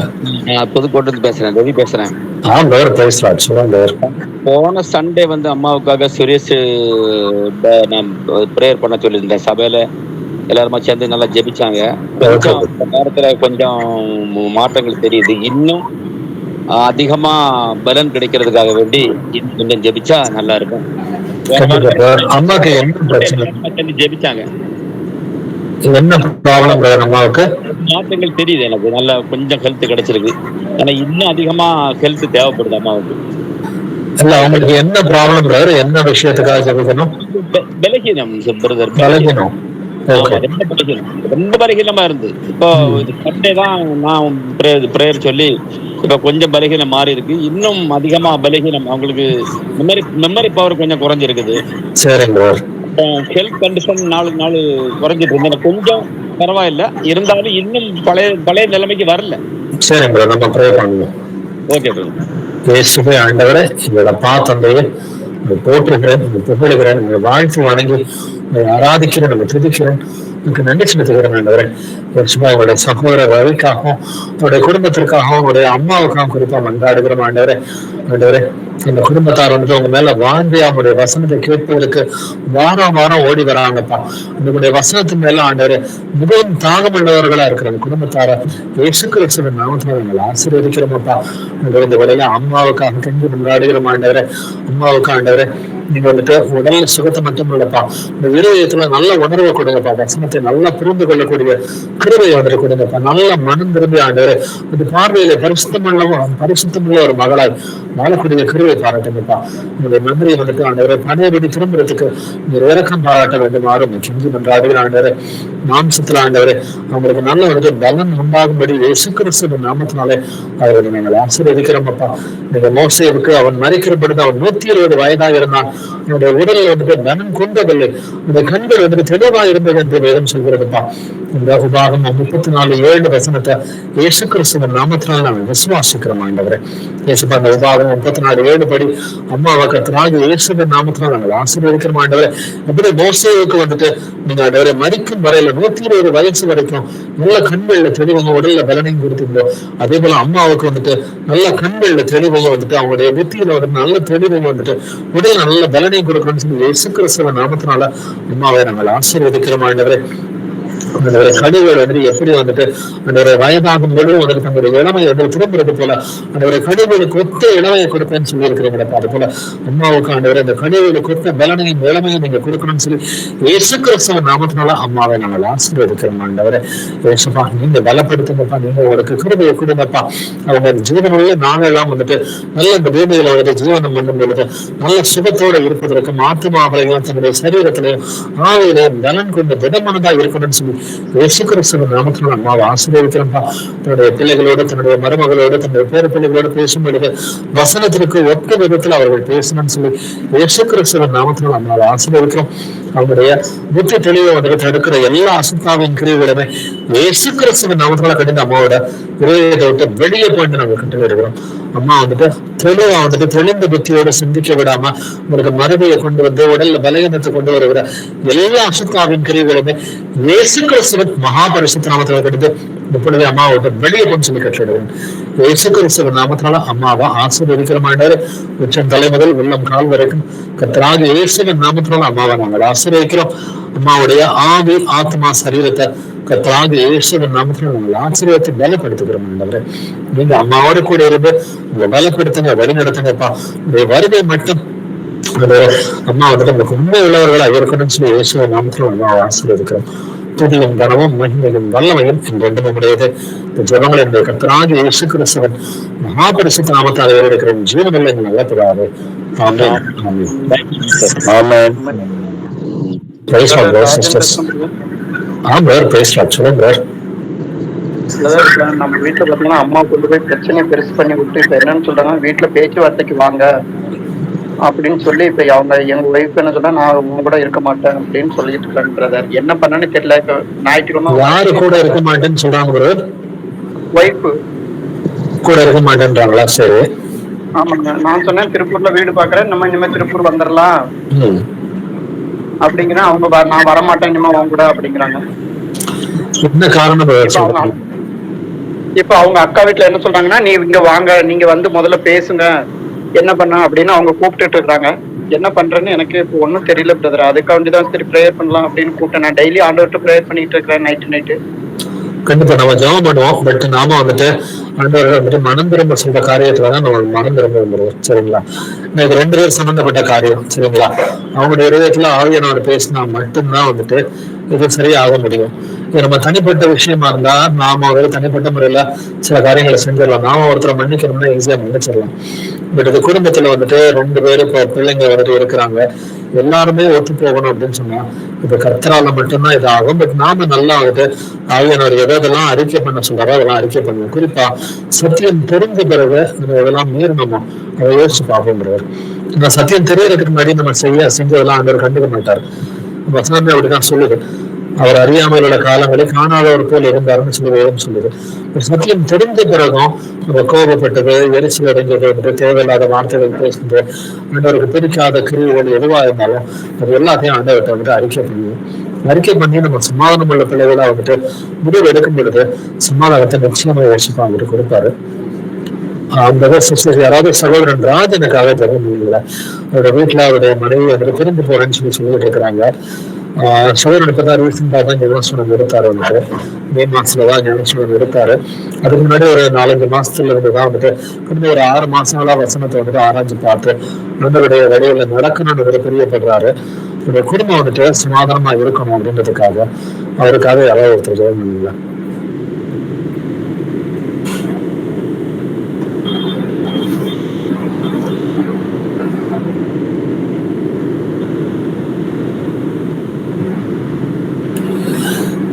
ஆண்டவரே, உங்களோட பாத்தமே போட்டு போய் நம்ம வாழ்க்கை வணங்கி நம்ம ஆராதிக்கிறோம், நம்ம துதிக்கிறோம்.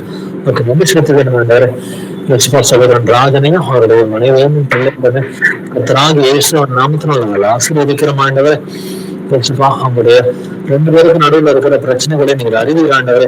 நீங்கள் சமாதான கர்த்தரா இருக்கிறீர், சமாதானத்தின் தேவனா இருக்கிறீர், சமாதான காரணரா இருக்கிறீர் ஆண்டவரே. நீங்க உங்களுடைய குடும்பத்துல சமாதானத்தை கட்டளையிடுங்கப்பா. இந்த வேளையில எங்களுடைய பாவங்களை நாங்கள் அறிக்கை செய்கிறோம் ஆண்டவரே. சகோதரன் சத்தியம் தெரிந்த பிறகு உங்களுக்கு விரோதமாக செய்த காரியங்களுக்கு சகோதரன் நன்மைங்கப்பா. சத்தியம் தெரிந்த பிறகு வந்துட்டு நான் என்ன பண்றது, இந்த சூழ்நிலை இப்படி இருக்குது, அதனால நான் வேற வழி இல்லாம தப்பு பண்ணிட்டேன்னு சொல்லி என்னுடைய தவறுகளுக்கு சூழ்நிலையை காரணமா காமிச்சிருக்கோம், என்னுடைய தவறுகளுக்கு குடும்பத்தார காரணமா காமிச்சிருக்கோம். நீங்க தயவாய் சகோதரன் வந்துட்டு மன்னிங்கப்பா. தயவாய் மன்னித்து என்னோட சத்தியம் தெரிந்த பிறகு நடந்த தவறுகளை வந்துட்டு மன்னிங்கப்பா. என்னோட சத்தியம் தெரிவதற்கு முன்னாடியே உங்களை கோபப்படுத்தினது, உங்களை எரிச்சல்படுத்தினது அந்த காரியங்களை தயவாய் மன்னிங்கப்பா. ஜீவனானாலும் மரணமானாலும் இயேசுதான் என்பதை விடவிருப்பமா ஞான சூழ்நிலை எடுத்திருக்கிறோம். நீங்க சகோதரனோட இருந்து சகோதரனை பலப்படுத்துங்கப்பா. நீங்க சமாதான காரணராக இருக்கிறபடினால சகோதரனோட இருதயத்துல நீங்க பேசுங்கப்பா. என்ன செய்யணும், என்ன செய்யக்கூடாது, என்ன பேசணும், என்ன பேசக்கூடாது, வந்துட்டு எப்படி சிந்திக்கணும், எப்படி சிந்திக்க கூடாதுன்றத இந்த சகோதரனுக்கு சொல்லிக் கொடுங்கப்பா. சமாதானத்துக்கு தேவையான முயற்சிகளை சகோதரன் எடுப்பதற்கு இந்த சகோதரனை பழக்க வைக்க வேண்டுமாறு நீ செஞ்சு கொண்டாடுகிறோம். அதற்காக சகோதரனை இயேசுவின் நாமத்தினால ஆசீர்வதிக்கிறேன். சகோதரனுக்கும் சகோதரிக்கும் நடுவே வந்துட்டு பிரிவினைகளை உண்டு பண்ணுகிற எல்லா அசுத்தாவிகளையும் இயேசு கிறிஸ்துவின் நாமங்களை கடிந்து கொண்டு அவர்கள் நடுவில் இருந்து வெளியே போய் கட்டுகிறோம். சகோதரனுக்கும் சகோதரிக்கும் அவங்க குடும்பத்துக்கும் நடுவில் வந்துட்டு பிரிவினைகளை உண்டு பண்ணுகிற எல்லா அசுத்தாவிகளையும் சாத்தான்களையும் இயேசு கிறிஸ்துவின் மகாபரிசுத்த நாமத்தினால் கடிந்து வெளியே போயிட்டு கட்டி விடுகிறேன். இயேசுவின் நாமத்தினால் சகோதரனையும் சகோதரியுமே பிள்ளைகளையுமே ஆசீர்வதிக்கிறேன். ஒரு சமாதான காரணராக இருக்கிற சமாதான கர்த்தரா இருக்கிற குடும்பத்துல சமாதானத்தை உண்டு பண்ணுங்கப்பா. இந்த உலகம் தர முடியாத சமாதானத்தை நான் உங்களுக்கு கொடுப்பேன்னு சொன்னீங்கப்பா. சகோதரனை இந்த உலகத்தின் வெளிப்பாடுகள் இருந்து பிரிச்சு எடுத்து நீங்க கூட்டிட்டு வந்திருக்கிறீங்கப்பா. உலகம் தர முடியாத சமாதானத்தை நீங்க சகோதரனுக்கு கிட்ட விடுங்கப்பா. அது சகோதரன் இன்னும் மனம் திரும்ப வேண்டிய காரியங்கள் எதுவா இருந்தாலும் சகோதரனோட உதவியத்துல நீங்க பேசுங்கப்பா. நீங்க பேசி சகோதரனுக்கு மனம் திரும்புதலை கட்டளையிட வேண்டுமாறு கெஞ்சி பண்றார்கள். குடும்பத்துல நல்ல ஒரு மனம் திரும்புதல சமாதானத்தை நீங்க கட்டளையிடுங்கப்பா. எந்த காரியத்தை அறிக்கை செய்யணும், எப்படி அறிக்கை பண்ணணும், எப்படி சமாதானத்துக்கான முடிவுகளை எடுக்கணும், யாருக்கிட்ட என்ன பேசணும் ஞானத்தை நீர் கொடுத்து நீர் பலப்படுத்த வேண்டுமாறு கெஞ்சி பண்றார்கள். அவர்களை விட்டு அவரும் அவரோட மனைவியும் இருவராயிராமல் ஒருவராயிருந்து ஆண்டவரை ஒரே ஆவிகளை இணைந்து சிந்திப்பதற்கும் எங்க குடும்பமா சத்தியத்தை ஏற்றுக்கிட்டு குடும்பமா சத்தியத்தின்படி நடப்பதற்கு நீங்க கருவை கொடுங்கப்பா. அதற்காக அவர்கள் எல்லோருமே இயேசு கிறிஸ்துவின் நாமத்தால் ஆசீர்வதிக்கிறேன். துதியான மகிமை எல்லாம் இயேசுவின் ஒரே அறிக்கை உண்டாவதாக.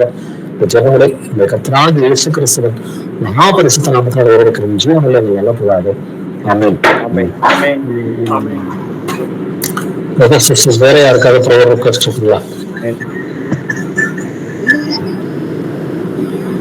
ஓகே, இதுக்கு மேல ப்ரேயர் ரிக்வெஸ்ட் இதோட பைபிள் ஸ்டடியை நிறைய செஞ்சுக்கலாம். Thank you, brothers and sisters. Praise the Lord. Praise Lord, brother. Praise Lord, brother. Praise Lord, brother. Praise the Lord, brothers and sisters. Thank you, Jesus. Praise Lord, brothers and sisters. Praise God, brother. Praise Lord, sister. Praise Lord. Praise Lord, brother. Praise Lord, brother.